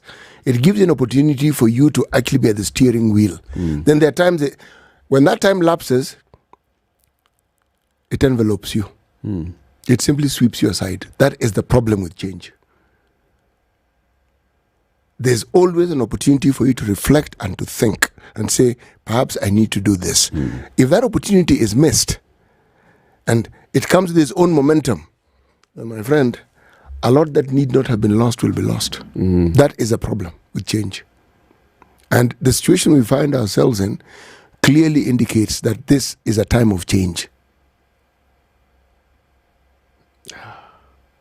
And it must be handled wisely, it must be handled carefully, it must be handled well. Shaka is saying the president's approach to the current issues is purely political. He is seeing the movement as a political adversity instead of Kenyans who are demanding change. Political solutions will not work in this particular case. James Turi says President Ruto needs a PR team. Someone should tell him that showing emotion is a good thing at times. He also has zero listening skills, honestly, and this he showed multiple times in that interview. So there are very many issues that were coming out here that, they're showing that this is what we are hearing from the president. This is what we see from the president. Also, more comments coming in. Kenya has become an apostate nation. Where do we begin again? 7 days. The president has not even called Christians to prayer. He doesn't have to call Christians to prayer. The Christians should pray. I think he's being, he's being facetious. He's being facetious. No. The Christians should pray because it is demanded of them to pray for those who are in leadership. They should do so. Yeah. Yes. And the reason is for a very simple purpose, so that they may rule well over you. You don't pray as you should, then expect that you may not be ruled that well as you imagine. Yeah. Yes. Mudoka says, I saw sarcasm when he said he is ready to engage. He can even engage on that X space. He can go into that X space. That I wouldn't advise. That I wouldn't advise. You wouldn't? Why? That we have a president who withdrew from X. And the reason is because there are very many unfiltered issues that people will bring up on X. There are many things you'll be told that you'd rather not be told, and you'd probably rather not know. Okay? But if you are willing to put up with that, then go ahead. It's uncontrolled. It's completely uncharted waters. You have no idea whatsoever that what is going to come out of it. And people will now be, of course, operating behind the veneer of the fact that it's a social media platform. Yes. It's not the same as... Yes. There will be people who are not even interested in the agenda. That is the last thing on their minds. They have their own personal agenda, which has nothing to do with reconstructing and organizing the country. And they will say things. People who have a personal vendetta for whatever reason. People who just like being malicious. It is a platform where you find each and every mixture and diversity of humanity. Whether that is a forum that the president should go to, and that's why he has advisors. Those advisors need to mitigate, and they need to explain, and they need to ensure that whatever is best for the president. If the president is in a good frame of mind, then it is what we require.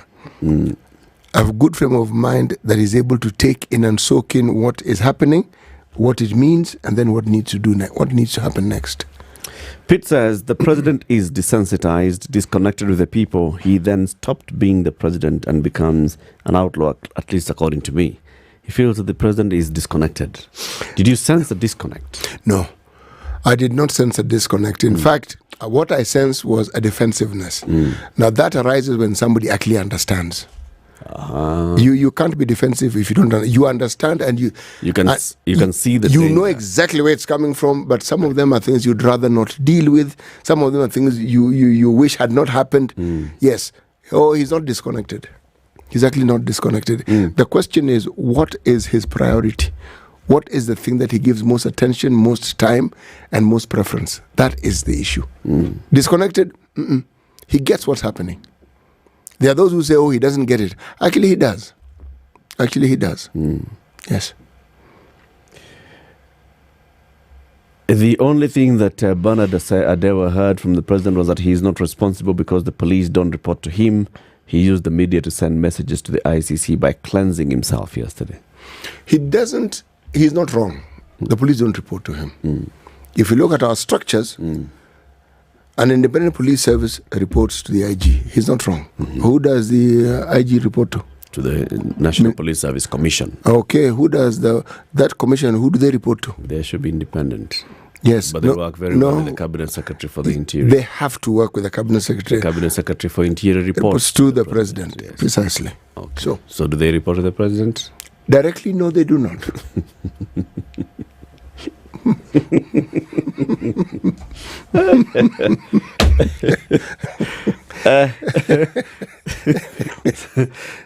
So mercy. I want to pick one more comment here. Okay. Anthony Wafula says the president made it sound as if the finance bill was the last idea that they had to run the country.